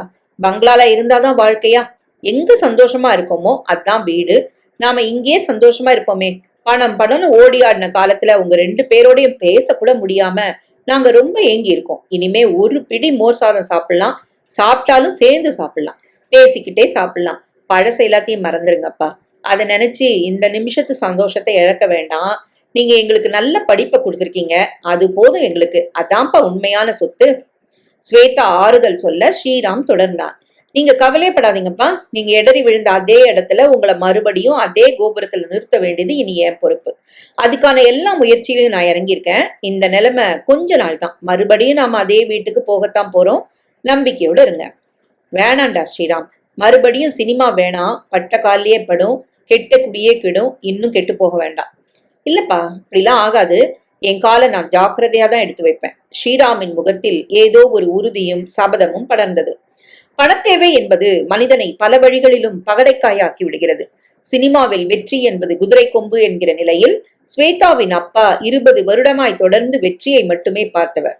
கிட்டிய லாபத்தை எல்லாம் மீண்டும் மீண்டும் சினிமாவில் முடக்கியவர். இதுவரை அவர் கணக்கு தோற்றதில்லை. இதுவே முதல் தோல்வி. ஆரோக்கியமான ஒரு மனிதனுக்கு மேசிவ் ஹார்ட் அட்டாக் வந்து ஒரே நிமிடத்தில் உயிரை கொண்டு போவது போல் இந்த முதல் தோல்வி அவரது முதுகெலும்பை முறித்து நிரந்தர படுக்கையில் தள்ளிவிட்டது. வாழ்க்கை முறையே நிமிடத்தில் மாறி போயிற்று. ஓய்வு ஒழிச்சலின்றி, உண்ண நேரமின்றி பறந்து பறந்து பணம் சம்பாதித்தவர் இப்போது படுக்கையில் 24 மணி நேரமும் குடும்பத்தினரோடு இருக்கிறார் என்பது இந்த துக்கமான நேரத்திலும் ஸ்வேதாவை சந்தோஷப்படுத்தியது. அப்பா அம்மாவின் அருகாமை, சந்தோஷம் என்பது அவளுக்கு அதிகம் கிடைத்ததில்லை. அப்பாவும் அம்மாவும் அன்பானவர்கள் தான் என்றாலும் அவர்களோடு அதிகம் சேர்ந்திருக்க முடியவில்லையே என்ற ஏக்கம் சின்ன வயது முதலே அவளுக்கு உண்டு. எதற்கு இப்படி எல்லா சந்தோஷங்களையும் இழந்து கொண்டு பணம் சம்பாதிக்கிறார்கள் என்று கூட யோசித்திருக்கிறாள். எப்போதேனும் அபூர்வமாய் அவர்கள் வீட்டில் இருந்தால் அது ஒரு திருநாளாகத்தான் தோன்றும் அவளுக்கு. இப்போது கூட பணம் போனாலும் அப்பா அம்மாவோடு சேர்ந்திருக்கிற சந்தோஷம் அவளுக்கு இருக்கத்தான் செய்தது. ஆனால் அப்பா அம்மாவின் முகத்தில் அந்த சந்தோஷத்தை காண முடியவில்லை. முக்கியமாய் அம்மாவின் முகத்தில் சுத்தமாய் உணர்ச்சியே இல்லை. நகத்தில் கூட அழுக்குப்படாமல் நாசூக்காய் ஆள் படை தேள் படையோடு பகட்டாய் வாழ்ந்து விட்டவளுக்கு இந்த சிறிய பிளாட்டுக்குள் சுற்றி வருவது சிறையில் அடைப்பட்டார் போல் இருந்தது. வேலைக்கு ஒரு புடவையும் புடவைக்கு ஏற்ற நகைகளும் அணிந்தவள் இப்போது கழுத்தில் மெல்லிய செயினும் காதில் ஒரு துணுக்கும் கையில் ஒரு வளையலும் அணிந்திருந்ததை பார்க்க கன்றாவியாக இருந்தது. சமையல் மாமி விதவிதமாய் சமைத்து போட்ட போது பசியே இருக்காது. ஆனால் இப்போது அம்மா சுமாராக வைத்த காரக்குழம்பு சாப்பிட அழைத்தது. காரணம் பசி அல்ல, அம்மா சமைத்தது என்ற உணர்வு. அம்மா பரிமாறியதால் கூட ஒரு பிடி சாப்பிட தோன்றியது. சொல்ல போனால் இந்த எளிய வாழ்க்கை ஸ்வேதாவுக்கு பிடித்து விட்டது என்று கூட சொல்லலாம். பங்களாவில் பணமும் வசதியும் அவர்களை தனித்தனி அறைக்குள் அடைத்து வைத்திருந்தது. இப்போது இந்த சின்ன வீடும் ஏழ்மையும் அவர்களது நெருக்கத்தை அதிகரித்து இருப்பதற்காக ஒரு வகையில் அவள் சந்தோஷப்பட்டாள். இருந்தாலும் அம்மாவின் முகத்தில் சந்தோஷத்தை காண வேண்டுமென்றால் முன்பளவு இல்லாவிட்டாலும் ஓரளவுக்காவது அவளை வசதியான நிலைக்கு உயர்த்த வேண்டும். அவள் சோகங்களை குறைக்க வேண்டும். நல்ல காலம், படிப்பு முடியும் நிலையில் இப்படியெல்லாம் ஆகியிருக்கிறது. இல்லாவிட்டால் இன்னும் கஷ்டமாகி இருக்கும். இனி கல்லூரிக்கு கட்ட வேண்டிய தொகை எதுவும் இல்லை. பரீட்சைகள் தான் பாக்கி. அதன் பிறகு எப்படியாவது ஒரு வேலையில் சேர்ந்து விட்டால் கஷ்டங்கள் ஓரளவுக்கு குறைந்துவிடும். அதற்குள் ஸ்ரீராமும் தன் படிப்பு முடித்து சம்பாதிக்க ஆரம்பித்து விடுவான். தலையெடுத்து விட்ட குழந்தைகள் இருக்கும்போது அவர்களுக்கு இனி என்ன கஷ்டம்? போராததற்கு ஐஸ்வர்யா இந்த வீட்டு மருமகள் ஆகிவிட்டால் அவள் பெண்ணுக்கு பெண்ணாக இருந்து பார்த்து கொள்ள மாட்டாளா? கல்லூரி பக்கம் போய் 1 மாதமாக போகிறது. தங்களுக்கு வந்திருக்கும் கஷ்டம் பற்றி ஐஸ்வர்யாவிடம் கூட சொல்லவில்லை. வீடு மாற்றியதும் அவளுக்கு தெரியாது. ஸ்டடி லீவ் முடிந்து பரீட்சைகள் ஆரம்பிக்கும் போதுதான் இனி கல்லூரிக்கு போக முடியும். ஐஸ்வர்யா பங்களா பக்கம் போனாளா என்று தெரியவில்லை. அவள் வீட்டுக்கு போய் விஷயம் சொல்ல என்னவோ போல் இருந்தது. பரீட்சை நேரத்தில் யாருக்கும் எந்தவித சங்கடமும் கொடுக்க வேண்டாம் என்றும் நினைத்ததால் ஐஸ்வர்யாவின் வீட்டுக்கு போகும் எண்ணத்தை கைவிட்டாள். ஏன் ஸ்ரீராம், ஐஷு அப்புறம் பாத்தியா நீ? அண்ணனிடம் தனிமையில் கேட்டாள். பார்த்தேன். எல்லாத்தையும் சொல்லிட்டியா? பின்ன சொல்லாம, என்னைக்கு இருந்தாலும் தெரிய வேண்டிய விஷயம் தானே. என்ன சொன்னா? ரொம்ப வருத்தப்பட்டா. உனக்கு ஆறுதல் சொல்ல சொன்னா. ஆனா அதுக்கப்புறம் தான் அவளை பார்க்க முடியல. அவ வீட்டு பக்கம் கூட போய் பார்த்துட்டேன், கண்ணிலேயே படல. ஸ்டடி ஹாலிடேஸ் ஆச்சே, எங்க இருந்து வெளியே அனுப்புவாங்க அவங்க வீட்டுல? உனக்கு அவளை பார்க்கணும்னா எக்ஸாம் முடிஞ்சப்புறம் வெயிட் பண்ணி பாரு. ஆமா, அப்பாட்ட என்னமோ சபதம் எல்லாம் போட்டியே, எந்த தைரியத்துல? முடியுமா உன்னால? ஸ்ரீராம் சிந்தனையோடு தலையாட்டினான். முடியணும். விதிய மதியால வெல்ல முடியும்னு நிரூபிக்கணும். காலை சுத்தின காக்க கூட்டம் காணாம போயிடுச்சு. இந்த கஷ்டம் மனுஷங்களை அடையாளம் காட்டி இருக்கு. எது உண்மை, எது அரிதார முகம்னு நல்லாவே புரிஞ்சுக்கிட்டோம். இனிமே நாம வைக்கிற ஒவ்வொரு அடியும் ஜாக்கிரதையா வச்சா ஜெயிச்சிடலாம். எதுவா இருந்தாலும் பணம் வேணுமே ஸ்ரீராம். இனிமே நம்மள நம்பி யார் பணம் தருவாங்க? கடவுள் எல்லா கதவையும் சாத்திர மாட்டான் ஸ்வேதா. ஏதாவது ஒரு கதவு திறக்கும். நமக்கு உதவ ஏதாவது ஒரு ரூபத்துல அவன் வருவான்னு நான் நம்புறேன். அந்த நம்பிக்கையோட தான் என் திட்டங்களை நான் கவனமா போட்டுக்கிட்டு இருக்கேன். என் கணக்குப்படி இந்த கஷ்டம் மிஞ்சி போனா இன்னும் 2 வருஷம். அதுக்கப்புறம் நாம மறுபடி கார்ல போவோம், பங்களால குடியிருப்போம். அவன் கண்களில் ஒரு கனவும் உறுதியும் படர ஸ்வேதா கவலையோடு அவனை பார்த்தாள். தன் லட்சியத்தில் அவன் ஜெயிக்க வேண்டுமே என்று வேண்டிக் கொண்டாள். முதல் நாள் பரீட்சை என்று சற்று முன்னதாகவே கல்லூரிக்கு கிளம்பிவிட்டாள். ஐஸ்வர்யாவுக்கு ஒரு இடத்திலும் அவளுக்கு வேறு ஒரு இடத்திலும் நம்பர் எழுதியிருந்தது. ஐஸ்வர்யா எப்போது வருவாள் என்று காத்திருந்தாள். முதல் பெல் அடிக்கும் வரை அவளை காணவில்லை. என்ன ஆயிற்று அவளுக்கு என்று யோசித்தபடிதான் பரீட்சை எழுத வேண்டிய அறைக்கு சென்று அமர்ந்தாள். பரீட்சை முடிந்து ஐஸ்வர்யாவை தேடி வந்த போதும் அவளை காணவில்லை. ஐஸ்வர்யாவை பாத்தியா? கண்ணில் பட்ட தோழியிடம் கேட்டாள். ஓ, வந்தாளே, எங்க போனா? தெரியலப்பா, நான் பார்க்கல. ஏன் அவள் தன்னை வந்து பார்க்கவில்லை, பேசவில்லை என்று யோசித்தபடி நடந்தாள். ஐஸ்வர்யாவின் செயல் மனதை உறுத்தியது. ஒருவேளை ஸ்ரீராமோடு அவள் பேசுவதும் பழகுவதும் வீட்டுக்கு தெரிந்து போய் அவளோடு யாராவது கூட வந்து பரீட்சை முடிந்ததும் இருந்து அழைத்து கொண்டு போய் விட்டார்களோ என்னமோ. அப்படித்தான் இருக்க வேண்டும். இதை எப்படி தெரிந்து கொள்வது? அவள் வீட்டுக்கு போய் பார்த்தால் ஸ்ரீராமின் தங்கைதான் தான் என்று அவர்களுக்கு தெரிந்திருக்கும் பட்சம் தன்னை உள்ளே ஏற்றுவார்களா?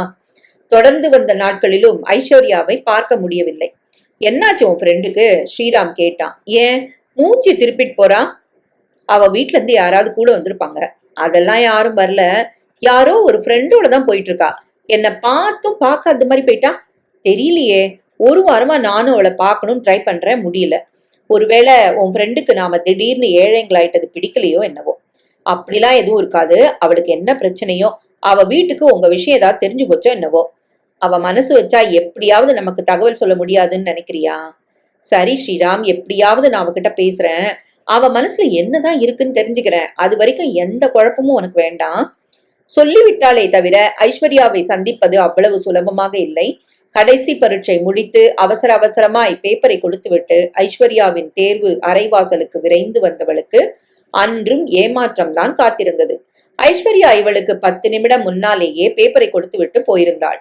இதற்கு மேலும் பொறுக்க முடியாத நிலையில் அன்று மாலை அவள் வீட்டுக்கு போயே அவளை பார்த்து பேசிவிடுவது என்ற முடிவோடு கிளம்பினாள். பஸ் விட்டு இறங்கும் போது பின்னால் கனைப்பு சத்தம் கேட்டது. சௌக்கியம்தானே? வினோதின் குரலும் கூடவே கேட்க திரும்பினாள். ஓ, நீங்களும் இந்த பஸ்ல தான் வந்தீங்களா? நான் பார்க்கல. ஆமா, வழக்கமா சைக்கிள்ல வருவீங்க. பஸ்ல வரணும்னு ஒரு ஆசை, வந்துட்டேன். தப்பா? ஐயோ, தப்புன்னு தான் சொன்னேன். ஜஸ்ட் கேட்டேன். அது சரி, அப்புறம் உங்களை பார்க்கவே முடியலையே. எதுக்கு பார்க்கணும்? நிஜமாவே என்ன பார்க்கணும்னு தோணவே இல்லையா? உங்களை பார்க்கணும்னு எனக்கு எதுக்கு தோணணும்? அவள் சொல்ல அவன் முகம் சட்டென்று வாடி போயிற்று. சாரி, நான் என்ன போலவே உங்களையும் நினைச்சிட்டேன். என்னன்னு? எனக்கு உங்களை பார்க்கணும்னு தோணுச்சு. அதே மாதிரி உணர்வு உங்களுக்கும் இருக்கும்னு நினைச்சிட்டேன். அப்படிலாம் இல்ல. தயவு பண்ணி இனிமே என்ன பார்க்கணும்னு நீங்களும் நினைக்க வேண்டாம். கண்கள் பொங்கி வழிந்ததை கட்டுப்படுத்த முடியாமல் அவள் சட்டென்று நடக்க ஆரம்பிக்க அவன் திகைத்தான். அவள் கண்ணீருக்கு ஏதோ காரணம் இருக்க வேண்டும் என்று புரிந்தது. அதை எப்படி அறிவது என்றுதான் புரியவில்லை. வாம்மா ஸ்வேதா. அம்மாவின் அழைப்பு குரல் கேட்டு உள்ளே இருந்து எட்டி பார்த்த ஐஸ்வர்யாவின் முகம் மாறியது. யாரை பார்ப்பதை தவிர்க்க விரும்பினாளோ அவள் வீட்டுக்கே வந்திருக்கிறாள். தன் முகமாற்றத்தை மறைத்துக் கொண்டு வெளியில் வந்து ஸ்வேதாவை வரவேற்றாள். என்னம்மா ஸ்வேதா, உனக்கும் என் பொண்ணுக்கும் ஏதாவது மனஸ்தாபமா? ஏன் ஆண்டி இப்படி கேக்குறீங்க? இல்ல, இப்பெல்லாம் அவ உங்க வீட்டுக்கே வரது இல்லையே, அதான் கேட்டேன். அதை கேட்கதான் நானும் வந்தேன் ஆண்டி. நுனிநாக்கு வரை வந்துவிட்ட வார்த்தைகளை சிரமப்பட்டு விழுங்கிவிட்டு ஒரு புன்சிரிப்போடு நின்றாள். ஏம்மா, பரீட்சைக்கு படிக்கிறத விட்டுட்டு அவங்க வீட்டுக்கு நான் எப்படி போவேன்? போகாட்டி உடனே சண்டைன்னு முடிவு கட்டிடுறதா? ஐஸ்வர்யா ஸ்வேதாவை உள்ளே அழைத்து கொண்டு போனாள். என்ன ஸ்வேதா, இவ்வளவு தூரம் பரீட்சை எல்லாம் எப்படி பண்ண? ரொம்ப நல்லா பண்ணிருக்கேன். நீ தான் வந்தது தெரியல, போனது தெரியல, என்ன அவாய்ட் பண்றாப்ல இருந்தது. ஏன் ஐஸ்வர்யா? அப்படிலாம் இல்லையே. பின்ன ஏன் என்ன பார்க்காம போயிட்ட? அட்லீஸ்ட் கடைசி எக்ஸாம் முடிஞ்சப்புறமாவது பார்த்து பேசியிருக்கலாமே. என்கிட்ட ஏதாவது கோவம் ஐஷு? ஐஸ்வர்யா எந்த பதிலும் சொல்லாமல் இருக்க ஸ்வேதா அவள் தோளை தொட்டாள். என்ன பிரச்சனைனாலும் என்கிட்ட மனசு விட்டு சொல்லு ஐஷு.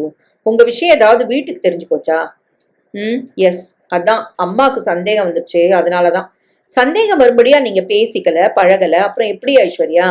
எங்க வீட்டை பத்தி உனக்கு தெரியாதா ஸ்வேதா? ஆனா எங்க அண்ணன் தான் அவங்களுக்கு தெரியுமா? அது தெரியாது. ஆனா அப்புறம் என்ன ஐஸ்வர்யா, எங்க வீட்டுக்கு எப்பவும் போல வர வேண்டியது தானே? உங்ககிட்ட பேசணும்னு ஸ்ரீராம் தவியா தவிக்கிறான். நாளைக்கு வரியா?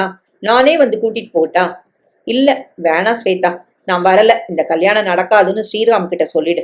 ஏன் ஐஸ்வர்யா, ஏன் இப்படி சொல்ற? ஸ்வேதா அதிர்ச்சியோடு கேட்டாள். லவ் மேரேஜுக்கு எங்க வீட்டுல சம்மதிக்க மாட்டாங்க ஸ்வேதா. இது அப்போ உனக்கு தெரியாதா? திடீர்னு ஏன்? பிளீஸ் ஸ்வேதா, விட்டுடு. என்னை வற்புறுத்த வேண்டாம். என்னை மறந்துட சொல்லி ஸ்ரீராம் கிட்ட சொல்லிடு. எனக்கும் அப்ப புத்தி இல்ல. யோசிச்சு பார்த்த அப்புறம் தான் புரியுது. நடக்காத விஷயத்துக்கு நம்பிக்கை கொடுப்பானே. ஸ்வேதா அவளை பிரமிப்போடு பார்த்தாள். எதையோ மனதில் வைத்துக் கொண்டுதான் அவள் திடீர் ஞானமடைந்து விட்டார் போல் பேசுவதாக பட்டது. என்ன காரணம் என்றுதான் புரியவில்லை. இதற்கு மேல் அவளிடம் கெஞ்சவும் தன்மானம் இடம் கொடுக்காமல் அவளிடம் விடை பெற்று கிளம்பினாள். என்ன ஆயிற்று அவளுக்கு என்று யோசித்தபடியே நடந்தவளை தெருமுனையில் காத்திருந்த வினோத் மீண்டும் தடுத்து நிறுத்தினான். என்ன ரொம்ப டல்லா வரீங்க? அதெல்லாம் இல்ல, என்ன வேணும் உங்களுக்கு? உங்ககிட்ட நிறைய பேசணும். நீங்க யாரு, நான் யாரு? நாம எதுக்கு பேசணும்? எனக்கு தெரியும் ஸ்வேதா, நீ என்ன நேசிக்கிறன்னு. உனக்கும் அது தெரியும். திடீர்னு ஏன் விலகி போறன்னு நான் தெரிஞ்சுக்க விரும்புறேன். திடீரென்று அவன் மரியாதை துறந்து ஒருமையில் பேச ஸ்வேதா திகைத்து போனாள். அவனுக்கு என்ன பதில் சொல்வதென்று தெரியாமல் திணறினாள். நேருக்கு நேராக இப்படி ஒரு கேள்வி வந்து விழும் என்பதை அவள் எதிர்பார்க்கவில்லை. கண்கள் மழுக்கென்று உடைய உதட்டை கடித்தபடி முகத்தை திருப்பிக் கொண்டு எதுவும் பேசாமல் நடக்க ஆரம்பித்தாள். ஒரு நிமிஷம் ஸ்வேதா, இந்த கண்ணீருக்கு என்ன காரணம்னு எனக்கு தெரிஞ்சாகணும். உன் பிரச்சனை எதுவா இருந்தாலும் மனசு விட்டு சொல்லு. என்னால முடிஞ்ச வரைக்கும் அது தீர நான் உதவுறேன். பிளீஸ் மிஸ்டர் வினோத், நீங்க ஓப்பனா பேசின மாதிரி நானும் பேசுறேன். உங்க மேல எனக்கு ஒரு அட்ராக்ஷன் ஏற்படத்தான் செஞ்சது, நான் ஒத்துக்கிறேன். பட் அப்போ என் நிலை வேற. உங்க குடும்பத்தோட சந்தோஷம் கெடாத அளவுக்கு உங்களுக்கு என்ன கல்யாணம் பண்ணி கொடுக்க எங்க அப்பா கிட்ட பணமும் அந்தஸ்தும் இருந்துச்சு. ஆனா இப்போ அவர் அப்படி இல்ல. எல்லாத்தையும் இழந்துட்டு பாப்பரா நிக்கிறாரு. 4 பவுன் நகை கூட போட வசதி இல்லாத அப்பாவையும் கஷ்டப்படுத்தி உங்க வீட்டினரையும் தர்ம சங்கடப்படுத்தி ஒரு கல்யாணம் அவசியமானு எனக்கு தோணுது. என் சிந்தனை எல்லாம் இப்ப அப்பா அம்மாவை பத்தி தான். அவங்கள நல்லபடியா காப்பாத்தணும், அதுக்கு ஒரு வேலை தேடிக்கணும். அதனால என்னால இப்போதைக்கு கல்யாணத்தை பத்தி நினைச்சு கூட பார்க்க முடியாது. உங்க அப்பா அம்மா காட்டுற பொண்ணை கல்யாணம் பண்ணிக்கிட்டு நீங்களாவது நிம்மதியா இருக்க பாருங்க. ஸ்வேதா அவனை கடந்து நடக்க முயல அவன் கை நீட்டி நிறுத்தினான். பளிச்சுன்னு நீ பேசின மாதிரி நானும் பேசிடுறேன். நான் விரும்புனது ஒன்னத்தானே தவிர உங்க அப்பா கிட்ட இருக்கிற பணத்தை இல்ல. இந்த நிமிஷம் இந்த ஒத்த உடுப்போட உன்னை என் மனைவியா ஏத்துக்க நான் தயார். என் சம்பளத்துல நிச்சயம் உன்னை சந்தோஷமா வச்சுக்க முடியுங்கிற நம்பிக்கை எனக்கு இருக்கு. சொல்ல போனா இப்பதான் என் காதல் இன்னும் பல மடங்கு ஆழமா ஆகியிருக்கு. பணம் போகும் வரும், அது ஒரு பெரிய தடையே இல்லைன்னு நம்புறேன். நீயும் நம்புனா எனக்கு ஒரு நல்ல பதில சொல்லிட்டு போ. உடனே கூட வேணாம், நிதானமா யோசிச்சு சொல்லு போதும். ஸ்வேதா பிரமிப்போடு அவனை பார்த்தாள். ஒத்த உடுப்பு உங்களுக்கு பரவாயில்ல வினோத், ஆனா உங்க வீடு முகம் சுளிக்காதா? மாட்டாங்க ஸ்வேதா. எப்படி அவ்வளவு தீர்மானமா சொல்றீங்க? உங்க வீட்ல என்ன பத்தி சொல்லியாச்சா? இல்ல. அப்புறம் அவங்க கூடாதுன்னுட்டா? நிச்சயம் சொல்ல மாட்டாங்க. எங்க அப்பா அம்மா என் உணர்வுகளுக்கு மதிப்பு கொடுக்கறவங்க. ஸ்வேதா அவனையே பார்த்தாள். பணம் பெரிதல்ல என்று சொல்லிய அந்த குணம் அடிமனதை தொட்டது. உள்ளூர ஏற்கனவே இருந்த காதலை தூண்டிவிட்டது. தேங்க்யூ வினோத், நான் உங்களை நம்புறேன் என்றவள் முகம் அவளையும் மீறி சிவந்தது. வினோதின் முகம் மலர்ந்தது. அவளை அனுப்பிவிட்டு அதே சந்தோஷத்தோடு வீட்டுக்கு வந்தான். இதோ வந்துட்டானே. அம்மாவின் குரல் மலர்ந்தது அவனை பார்த்ததும். வினோத், இப்படி வா ஒரு நிமிஷம். அப்பா அழைத்தார். அவருக்கு எதிரில் ஒரு புது மனிதர் அமர்ந்திருந்தார். இவரு மேகநாதன். இவர் எதுக்கு வந்திருக்கார் தெரியுமா? சொல்லுங்க. இவர் பொண்ணை உனக்கு கட்டி வைக்கணுங்கிற ஆசையோட வந்திருக்காரு. அப்பா சொல்ல வினோத் திகைப்போடு அவரை பார்த்தான். ஜாதகம்லாம் நல்லா சேர்ந்திருக்கடா வினோத். எப்போ பொண்ணு பார்க்க போலான்னு நீயே உனக்கு சௌரியமான ஒரு நாளா சொல்ல. அது வினோத் திணறினான். ஒரு நிமிஷம் என்று எழுந்து உள்ளே வந்தான். வெக்கம். அப்பா அந்த மனிதரிடம் சொல்லி சிரித்தார். வினோத் அம்மாவிடம் வந்தான். என்னம்மா இதெல்லாம்? என்னடா கல்யாணத்துக்கு இப்ப என்ன அவசரம்? வழக்கமா எல்லாரும் கேட்கிற கேள்விதான், புதுசா ஏதாவது கேளுடா. வந்திருக்கிற மனுஷன் வசதிப்பட்டவரு, விவசாயி. ஊர்ல நில புலன்கள் கணக்கில்லாம இருக்கு. ஒரே பொண்ணுதான், BA வரைக்கும் படிச்சிருக்குதான். கிராமத்து பொண்ணு பணிவா பதவிசா நடந்துக்குவா. பின்னால நீயும் வசதியா இருக்கலாம். ஒருவேளை அந்த மனுஷனுக்கு சொத்து சுகம் இல்லாட்டி அந்த பொண்ணை கட்டி வைப்பீங்களாமா? இந்த பாரு, சொத்து சுகம்தான் முக்கியம்னு நாங்க சொல்லல. வந்த சம்பந்தம் நல்ல இடமா இருக்கவே சரின்னு சொல்றோம். இதுல என்னடா தப்பு? எனக்கு பிடிக்கலம்மா. கிராமமோ பட்டணமோ நம்மளை விட வசதிப்பட்டவங்க வேணாம். நமக்கு சமமா இருந்தா தான் நல்லது. என்னடா இப்படி சொல்ற? பணக்காரங்கன்னா ஏன்டா பயப்படணும்? அந்த மனுஷனை அனுப்பி வைங்கம்மா. வினோத் தீர்மானமாக சொல்லிவிட்டு பின்பக்கம் போனான். பையன் கூச்சப்படுறான். நாங்க பேசிட்டு உங்களுக்கு இன்னும் ஒரு வாரத்துல தகவல் சொல்றோம். அப்பா நாசுக்காக அவரை அனுப்பிவிட்டு உள்ளே வந்தார். பஜார்ல யாரோ ஒரு பொண்ணோட அடிக்கடி பேசிட்டு இருக்கியாமே, அதனாலதான் இந்த பொண்ணை வேணாங்கிறியா? பளிச்சென்று முகத்துக்கு நேரே வீசப்பட்ட கேள்வியில் அதிர்ந்து போனான். என்ன பதில் சொல்வதென்று புரியாமல் விழித்தான். யார் அந்த பொண்ணு? எதுக்கு கேக்குறீங்க? அவ கொலங்கோத்திரம் விசாரிக்கத்தான். அப்பாவின் குரலில் இருந்து ஒன்று புரிந்து கொள்ள முடியவில்லை. மௌனமாய் நின்றானவன். அப்பா அவன் தோளில் கை வைத்தார். என்னடா பயந்துட்டியா? மேகநாதன் என் ஃப்ரெண்டு. விவசாயம் இல்ல, அவனுக்கு பொண்ணும் இல்ல. அந்த பொண்ணை பத்தி தெரிஞ்சுக்கதான் ஒரு சின்ன ஷாக் கொடுத்தோம், அவ்வளவுதான். நீ ஒன்னும் பயப்படாத. உனக்கு பிடிச்ச பொண்ணுதான் உன் பொண்டாட்டி, போதுமா? வினோத் பிரமிப்போடு அவரை பார்த்தான். உங்களுக்கு எப்படிப்பா தெரியும்? ஊருக்கே தெரியற மாதிரி பேசிட்டு என்னடா கேள்வி இது? அந்த பொண்ணு கோடீஸ்வரியா இருந்தவப்பா. அவங்க அப்பா ஒரு பிரபல தயாரிப்பாளர். ஆனா இப்போ நஷ்டப்பட்டு நொடிச்சு போயிட்ட குடும்பம். பங்களால வாழ்ந்தப்பவும் சரி, இப்போ சின்ன பிளாட்ல இருக்கிறப்பவும் சரி, ஒரே குணத்தோட இருக்கிறா. அந்த எளிமைதான் அவ மேல ஒரு அன்பை ஏற்படுத்துச்சு. உங்க அம்மா அப்பாவோட கனவை கலைச்சிடாதீங்க. இப்ப எங்க அப்பா கிட்ட ஒரு செப்பு காசு கூட கிடையாது. அதனால வேற ஒரு நல்ல பொண்ணா பார்த்து கல்யாணம் பண்ணிக்கிறதா உங்களுக்கு நல்லதுன்னு சொன்னான். இப்படி சொன்னப்புறம்தான் என் அன்பு இன்னும் பல மடங்கா பெருகுது. உங்ககிட்ட சொல்லிடலாம் தான் நேரம் பார்த்துக்கிட்டு இருக்கேன். அதுக்கு முன்னாடியே நாங்க தெரிஞ்சுக்கிட்டோம். அவங்க அட்ரஸ கூடுடா வினோத், நாங்க போய் பொண்ணு கேட்கிறோம். வினோத் முகம் மலர்ந்தான். எனக்கே தெரியாதுப்பா, நான் கேட்டு சொல்றேன் என்றான். என்ன சொன்னா உன் ஃப்ரெண்டு? ஸ்ரீராம் கேட்டான். திடீர்னு அவளுக்கு என்னாச்சுன்னு தெரியல, பயமா இருக்கான். உங்க கல்யாணம் நடக்காதான், அனாவசியமா எதுக்கு ஆசையை வளர்த்துக்கணும், உங்க அண்ணாட்ட என்னை மறந்துட சொல்லு அப்படிங்கிறா. ஸ்ரீராம் சிரித்தான். நீ இதை நம்புறியா? ஏன், என் யூகம் சரின்னா உன் ஃப்ரெண்டு நேரம் மாறிட்டா. என்ன சொல்ற நீ? ஒரு ஓரமா எனக்குள்ள இருந்த சந்தேகம் ஊர்ஜிதம் ஆயிடுச்சு. என்ன சந்தேகம்? இன்னுமா புரியல உனக்கு? நாம இப்போ பங்களால இல்ல ஸ்வேதா, பணக்காரங்களும் இல்ல. அவ என்ன காதலிக்கவும் இல்ல. அது ஒரு மயக்கம், மிடில் கிளாஸ் மயக்கம். தனக்கு ஒரு ராஜகுமாரன் கிடைக்கணுங்கிற ஆசை, வசதியா வாழணுங்கிற கனவு. அத காதல்னு நம்பித்தான் ஏமாந்து என்னையும் ஏமாத்திட்டா. இப்ப எல்லாமே கலைஞ்சு போனப்புறம் அதுக்கு பயம்னு ஒரு காரணமும் சொல்றா. அவளை சொல்லி குத்தம் இல்ல, அவ அழகு அப்படி. அவ பிறந்த இடம் சாதாரணமான இடமா இருந்தாலும் போக வேண்டிய இடம் கோடீஸ்வரன் வீடா இருக்கணும்.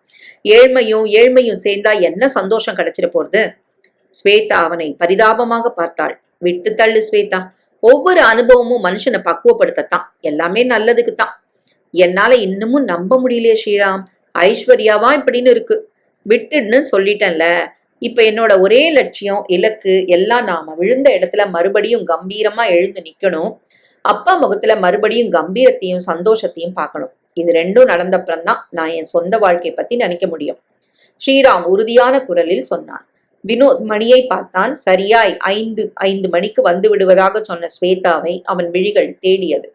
என்னடா இங்க என்னன்னு பண்ற? முதுகில் பலார் என்று அடித்த வசந்தை தூக்கி வாரி போட திரும்பி பார்த்தான். யாருக்காக வெயிட் பண்ற? சும்மாதான். நீ எங்க இந்த பக்கம்? அப்புறம் உன் காதல் எவ்வளவு தூரம் இருக்கு? அந்த ஐஸ்வர்யாவை பார்க்கத்தானே வந்திய? ஷிட், நான் ஐஸ்வர்யாவை காதலிக்கிறேன்னு யார் சொன்னா? சொல்ல போனா அவ ஃப்ரெண்டு ஸ்வேதா தான் என் குறி. ஆனா பாரு, இப்பெல்லாம் அவளை போன்ல கூட பிடிக்க முடியல. வினோத் அவனை கூர்ந்து பார்த்தான். உண்மையாவா சொல்ற? நீ ஐஸ்வர்யாவை லவ் பண்ணல? இல்லவே இல்ல, ஸ்வேதாவை தான். உனக்கு ஒரு விஷயம் தெரியுமா வசந்த்? என்ன? ஸ்வேதா இப்போ அந்த பங்களால இல்ல. என்னடா சொல்ற? அவங்க அப்பா ஐபி கொடுத்துட்டாரு. அவங்க பணம், பங்களா, ப்ராப்பர்ட்டிஸ் எல்லாம் மூழ்கிடுச்சு. இப்போ சாப்பாட்டுக்கே கஷ்டமான சூழ்நிலையில இருக்காங்க. இதெல்லாம் உனக்கு எப்படி தெரியும்? நீ என் ஃப்ரெண்ட் ஆச்சே, உனக்காகத்தான் நான் விசாரிச்சேன். இந்த நிலையில நீ மட்டும் அவளுக்கு ஒரு வாழ்க்கை கொடுத்தன்னா அவளுக்கு ரொம்ப உதவியா இருக்கும். உன் காதலையும் இப்ப அவ நிச்சயம் ஏத்துப்பா. முயற்சி பண்றியா? அவ அட்ரஸ் வேணா தரவா? வினோத் பேச பேச வசந்தின் முகம் விளக்கெண்ணெய் குடித்தாற் போல் அஷ்ட கோணலாயிற்று. பணக்கார பெண்ணை காதலித்து மணந்து வாழ்க்கையில் சுலபமாய் உயர்ந்துவிட வேண்டும் என்ற அவன் விருப்பம் 2வது முறையும் நொறுங்கியது. முதலில் ஐஸ்வர்யா, இப்போது ஸ்வேதா. அவள் பிறப்பாலேயே நடுத்தர வர்க்கம். இவள் திடீரென்று தலைகுப்புற விழுந்திருப்பவள். ஆக வேறு ஒரு பெண்ணாக பார்க்க வேண்டியதுதான். வசந்த் நண்பனை பார்த்தான். நீ என்ன பச்சோந்தின்னு சொன்னாலும் சரிடா வினோத். என்னை பத்தி உனக்கு தெரியும். எனக்கு தேவை ஒரு பணக்கார பொண்ணுதான். இதை நான் வெளிப்படையாவே சொல்லிக்கிறேன். இப்படி சொல்லத்துக்காக உன்னை பாராட்டுறேன்டா வசந்த். ஆனா இது சரின்னு மட்டும் சொல்ல மாட்டேன். பணத்துக்காக மனுஷ உணர்வுகளோட விளையாடுறது ரொம்ப மோசமான செயல். உள்ளுக்குள்ள நீ மிருகமா எதிர்பரிமாண வளர்ச்சி அடையறன்னு அர்த்தம். நான் உன் ஃப்ரெண்டுங்கிற அக்கறையில சொல்றேன். பணத்துக்கு நீ எஜமானனா இரு, அடிமை ஆயிடாத. கோடீஸ்வரியாவே உனக்கு ஒரு மனைவி கிடைக்கலாம். ஆனா கல்யாணத்துக்கு அப்புறம் உன் கப்பல் முழுகாதுங்கிறதுக்கு என்ன உத்தரவாதம்? அப்படி முழுகி கட்டினவளை என்ன செய்வ? விட்டுட்டு வேற ஒருத்திய தேடுவியா? ஷட்டப். உனக்கு பொறாம வினோத். என் பர்சனாலிட்டிக்கு எனக்கு எங்க பணக்கார பொண்ணு கிடைச்சிருவாளோங்கிற புழுக்கத்துல பேசுற. என்ன பயமுறுத்துற. இன்னைக்கு சொல்றேன் கேட்டுக்கோ.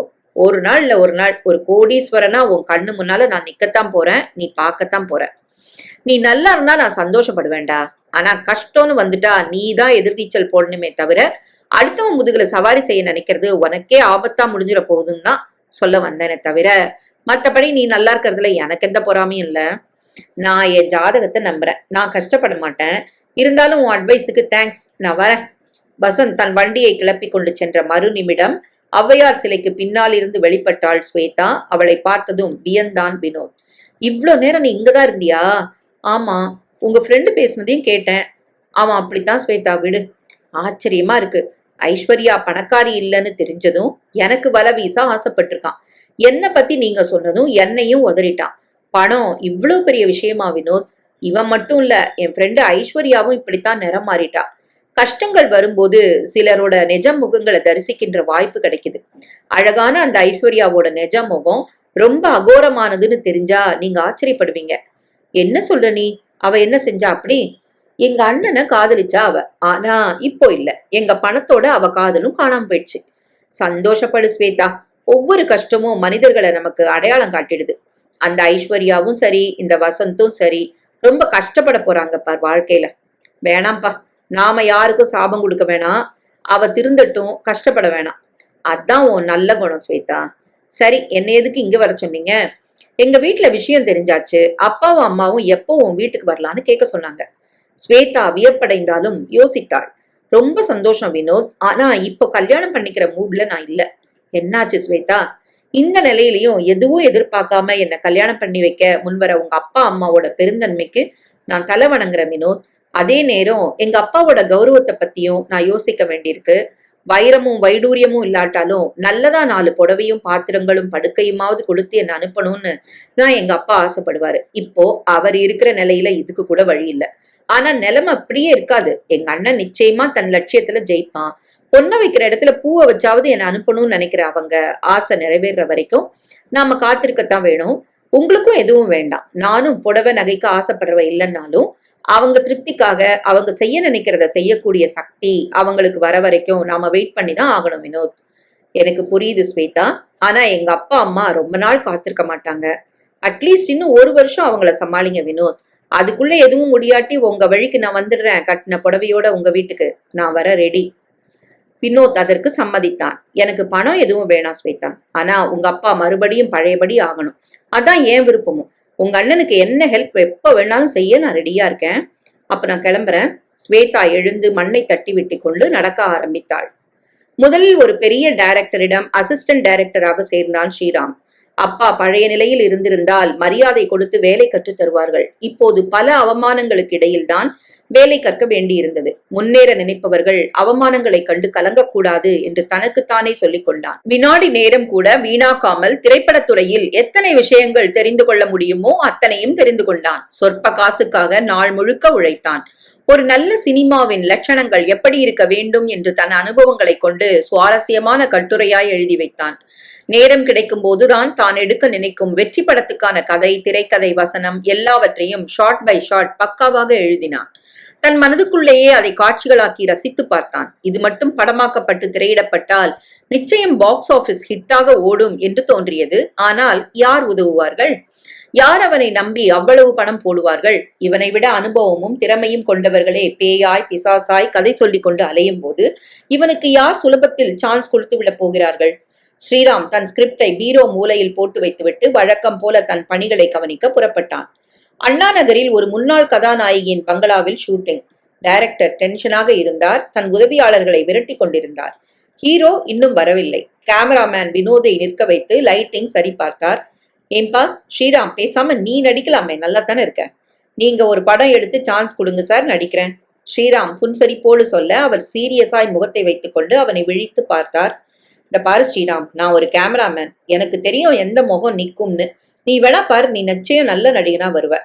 எனக்கு நடிப்புல ஆர்வம் இல்லை சார். டைரக்ட் பண்ணணும், ஒரு ஹிட் ஃபிலிம் கொடுக்கணும், அதான் என் ஆசை, கனவு, லட்சியம் எல்லாம். என் லட்சிய படத்துக்கான ஸ்கிரீன் பிளே, ஸ்கிரிப்ட் எல்லாம் கூட சீன் பை சீன் பக்காவா ரெடி பண்ணி வச்சிருக்கேன் தெரியுமா சார். உன்ன மாதிரி புது ஆளுங்க கிட்ட கதை கேட்டு சான்ஸ் கொடுக்கவே ஒரு ஆள் இருக்காரே, அவரை போய் பார்க்க வேண்டியது தானே.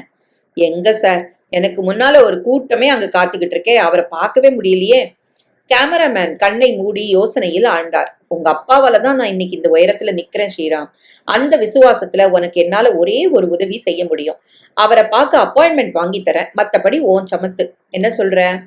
இதுவே ஒரு பெரிய உதவி சார். அவர் மட்டும் இந்த கதையை கேட்டுட்டாருன்னா நிச்சயம் ஓகே பண்ணிடுவாருங்கிற நம்பிக்கை எனக்கு இருக்கு. பாக்குறேன். அதுக்கு முன்னால அந்த அசிஸ்டன்ட் டைரக்டர் வேலையை விட பாரு. சார், இதையும் விட்டுட்டா ரொம்ப கஷ்டமாயிடுமே சார். இங்க எது வழக்கமோ அதை செய் ஸ்ரீராம். தனியா படம் பண்ணணும்னா முதல்ல தனியா நிக்கணும். சார்ந்திருக்கிறவனை நம்பி யாரும் சந்தர்ப்பம் கொடுக்க மாட்டாங்க. ஸ்ரீராம் குழப்பத்தோடு வீட்டுக்கு வந்தான். அவன் முகம் சரியில்லாததை கவனித்த ஸ்வேதா அம்மாவும் அப்பாவும் தூங்கிய பிறகு அவனிடம் வந்தாள். என்ன ஸ்ரீராம், உன் முகமே சரியில்லையே, ஏதாவது பிரச்சனையா ஷூட்டிங்ல? ஸ்ரீராம் அவளிடம் சொல்லலாமா வேண்டாமா என்று யோசித்தவன் பிறகு சொல்லிவிட்டான். இப்ப இருக்கிற நிலையில இந்த வருமானமும் இல்லாட்டி கஷ்டமாயிடாது ஸ்வேதா, அதான் யோசிக்கிறேன். கஷ்டம்தான், ஆனா நான் தான் இப்போ வேலைக்கு போறேனே. உன்னோட வேலை தற்காலிகம்னு சொன்னியே, திடீர்னு வீட்டுக்கு அனுப்பிட்டா? ஆண்டவன் எல்லா கதவையும் ஒரே நேரத்துல சாத்திர மாட்டான் ஸ்ரீராம். ஏதாவது ஒரு கதவை திறந்து விடுவான். நீ தைரியமா தனியா வந்து சந்தர்ப்பம் தேடு, நிச்சயம் ஜெயிப்ப. ஆரம்ப தோல்விகளுக்கு துவண்டுடாம தொடர்ந்து முயற்சி பண்ணா கண்டிப்பா ஒரு நாள் நீயும் டைரக்டர் ஆயிடுவ. ஸ்வேதா கொடுத்த தைரியத்தில் ஸ்ரீராம் உதவி இயக்குனர் வேலையை விட்டான். தன் கதையோடு கம்பெனியாய் படியேறி இறங்கினான். கேமராமேன் வாக்கு கொடுத்ததை மறந்து விட்டாரா என்று தெரியவில்லை. தயாரிப்பாளரின் அப்பாயின்மெண்ட்டும் வாங்கி தரவில்லை. இவரை பார்ப்பதே அரிதாக இருந்தது. இதுதான் சினிமா உலகம். ஒரு வழியாய் கேமராமேனை கண்டுபிடித்தான். ஓ சாரி ஸ்ரீராம், சுத்தமா மறந்துட்டேன் உன்ன. ஷூட்டிங்னு ஒரே டென்ஷன். இன்னும் 2 நாள் கழிச்சு எனக்கு வீட்டுக்கு போன் பண்ணு. நான் சபாபதி சாரோட அப்பாயின்மெண்ட் வாங்கி தந்துடுறேன், சரியா?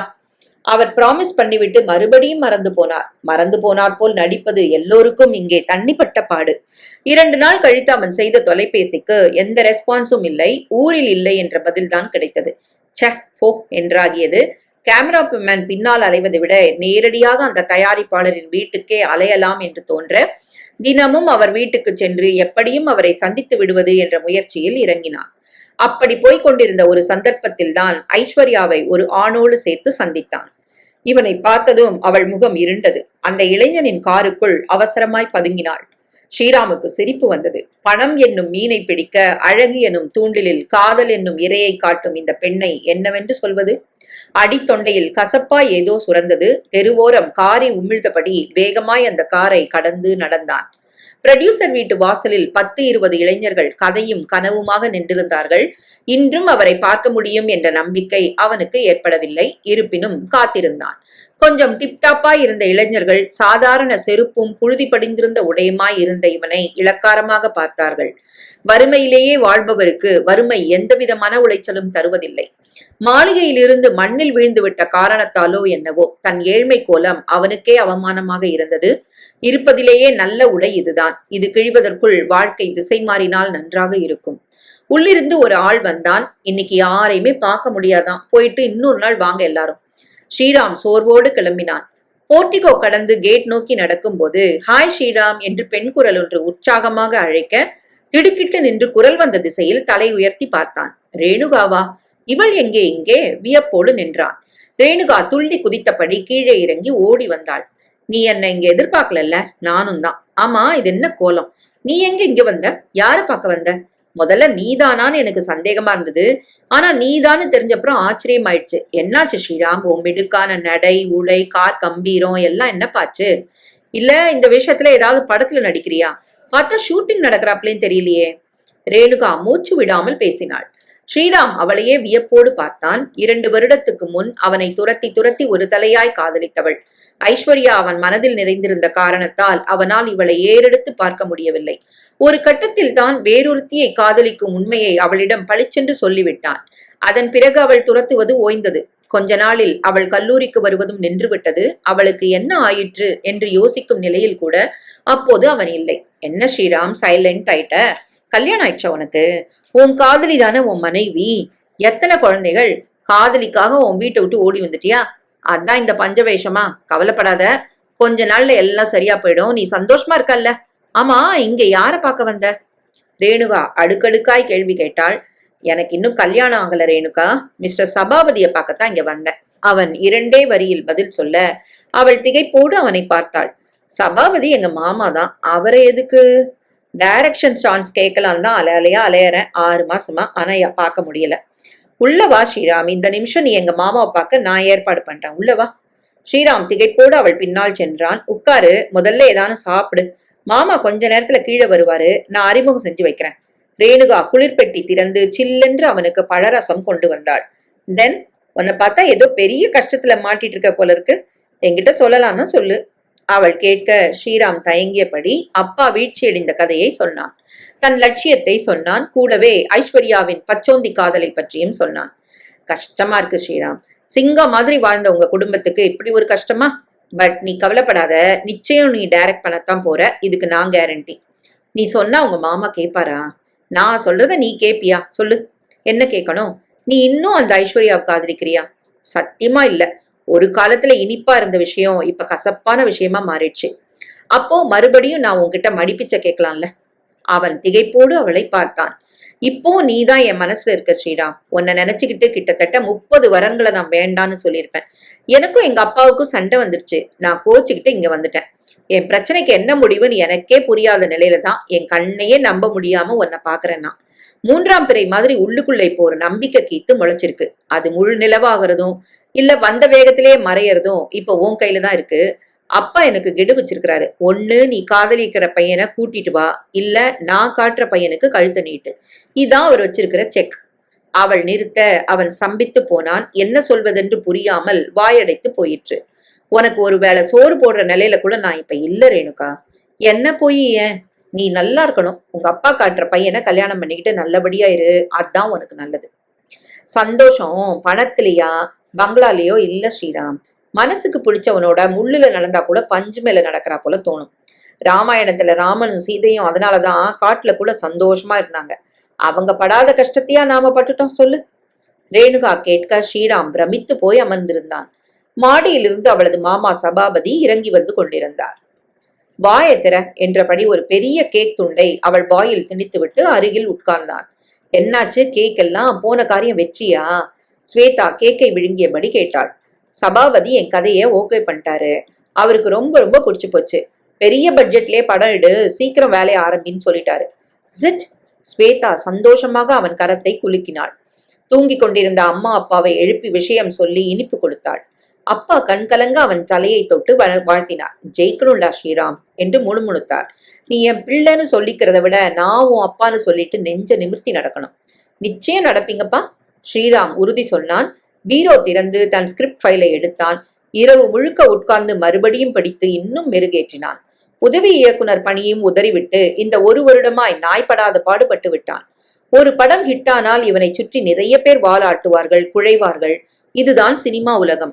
முதல் படம் மட்டுமல்ல, இனி எடுக்கும் ஒவ்வொரு படமும் வெற்றி படமாக வேண்டும். இல்லாவிட்டால் மறுபடியும் இதே வாழ்க்கைக்கு திரும்ப நேரிடும்.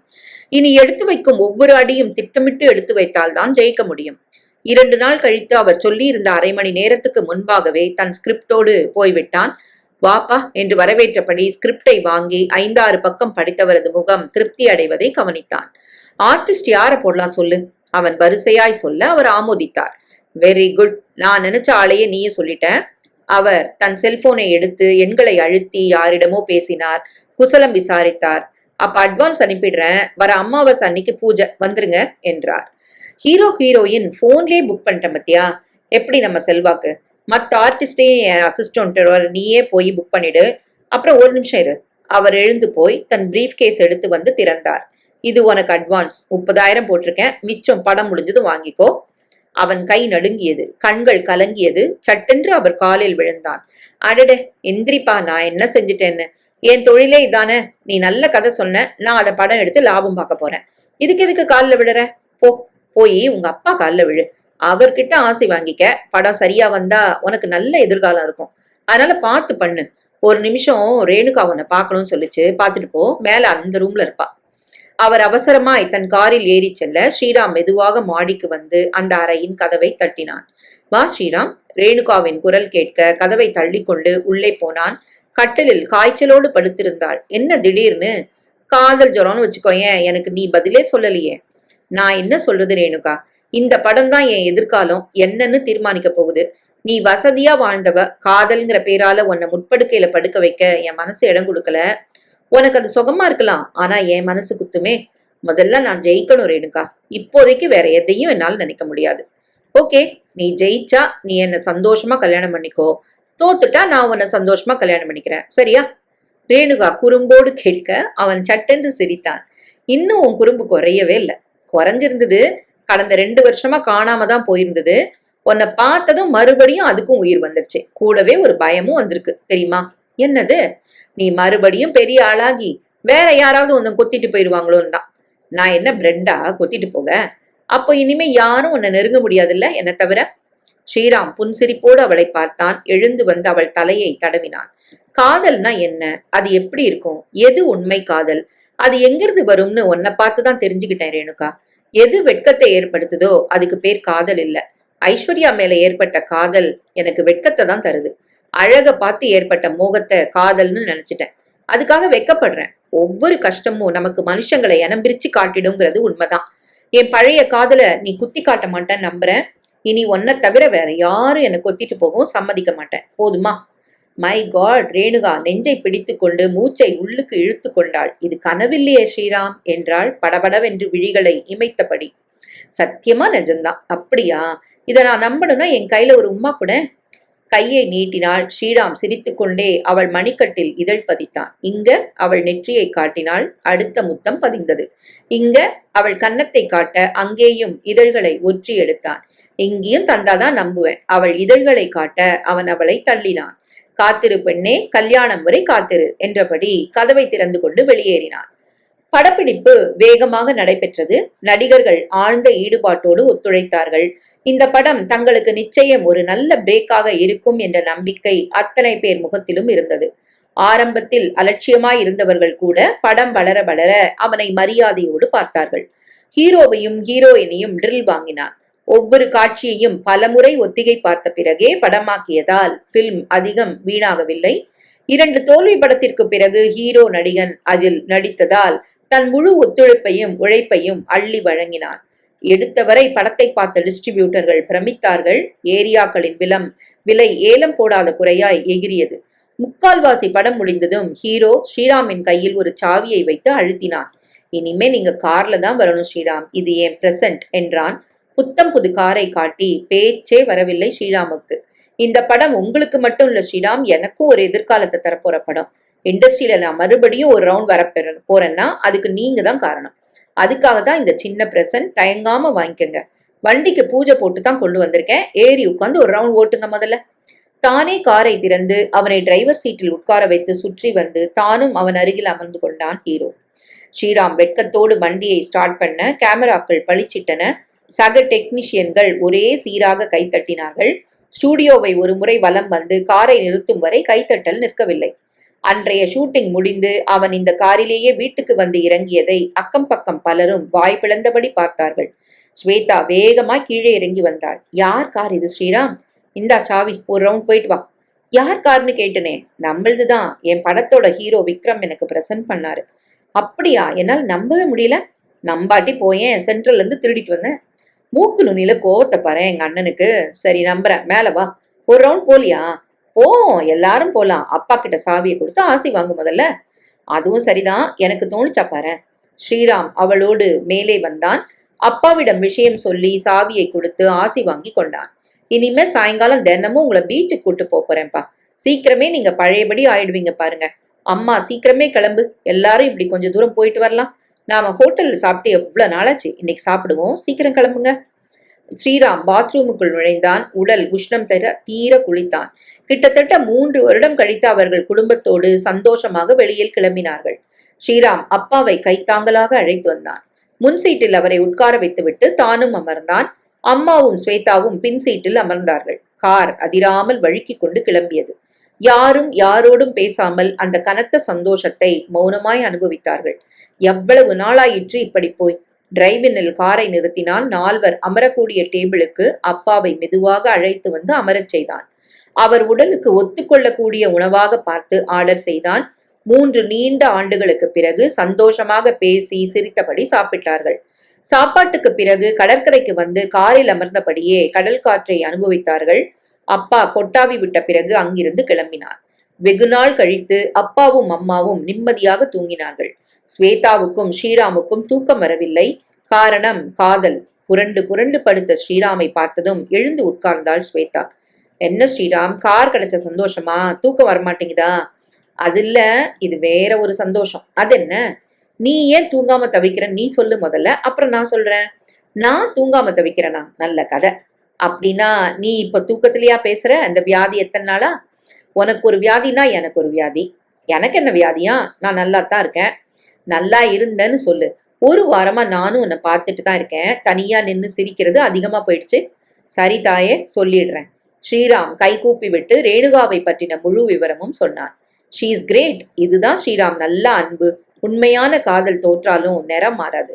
ஒருவேளை ரேணுகாவை பத்தி நீ புரிஞ்சுக்கத்தான் ஐஸ்வர்யா கிட்ட பழகின கசப்பான அனுபவம் உனக்கு ஏற்பட்டதோ என்னவோ.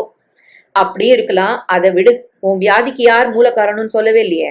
எனக்கு என்ன வியாதி? சும்மா மழுப்பாத. உன் ஆளை நான் பார்த்திருக்கேன் தெரியுமா? எப்போ? எங்க? ஸ்வேதா ஆச்சரியத்தோடு அவசரமாக கேட்க ஸ்ரீராம் பக்கென்று சிரித்தான். வந்துருச்சு பாரு உண்மை. சிப்போ. ஸ்வேதா முகம் சிவக்க அவன் மீது ஒரு தலைகாணியை வீசினாள். சரி சொல்லு, யார் அந்த லக்கி மேன்? நான் தான் லக்கி. சரி, 2 பேருமே லக்கி. யாருன்னு சொல்ல. பேரு வினோத். ஒரு பெரிய கம்பெனில கம்ப்யூட்டர் ப்ரோக்ராமரா வேலை செய்யறாரு. Middle class family. ஒரே அக்காவுக்கு கல்யாணம் ஆயிடுச்சு. நான் பணக்காரின்னு முதல்ல ஒதுங்கி போனவரு நாம இந்த நிலைக்கு வந்தது தெரிஞ்சதும் தைரியமா தான் காதல சொன்னாரு. கட்டின புடவையோட என்னை கட்டிக்க தயாரா இருக்காரு. கீழே விழுந்துட்டோன்னு தெரிஞ்சதும் தூர போயிட்டு ஐஸ்வர்யாவை நினைச்சு பார்த்தப்போ இவரோட காதல் எனக்கு ரொம்ப உயர்வா தெரிஞ்சது. என்னதான் அவர் எதுவுமே எதிர்பார்க்கலனாலும் அப்பாவோட மரியாதைக்காக கொஞ்சம் நகையாவது நானே சம்பாதிச்சு வாங்கினப்பறம்தான் கல்யாணம்னு ஸ்ட்ரிக்டா சொல்லிட்டேன். எங்க அண்ணன் வாங்கி போடுவான்னு சொல்லியிருந்தா இன்னும் சந்தோஷப்பட்டிருப்பேன். சி, நான் உன்னை இன்சல்ட் பண்ணல, உன்னை கஷ்டப்படுத்த கூடாதுன்னு தான் நினைச்சேன். ஓகே, இப்பவாது சொன்னியே. இனிமே என் கடமை உன் கல்யாணம் தான். அட்வான்ஸ் பணம் 30,000 அவசரத்துக்கு 5 வச்சுக்கிட்டு மிச்சத்துல உனக்கு நகை வாங்கிடுறேன். படம் முடிஞ்சதும் மீதி பணம் வந்ததும் மிச்ச நகையும் வாங்கிடுறேன். அடுத்த படத்தோட காசு உன் கல்யாண செலவு. சரியா? ஆடம்பர கல்யாணத்துல எங்களுக்கு இஷ்டம் இல்ல. சிம்பிளா பண்ணாலும் சம்பிரதாயப்படி தானே செஞ்சாகணும்.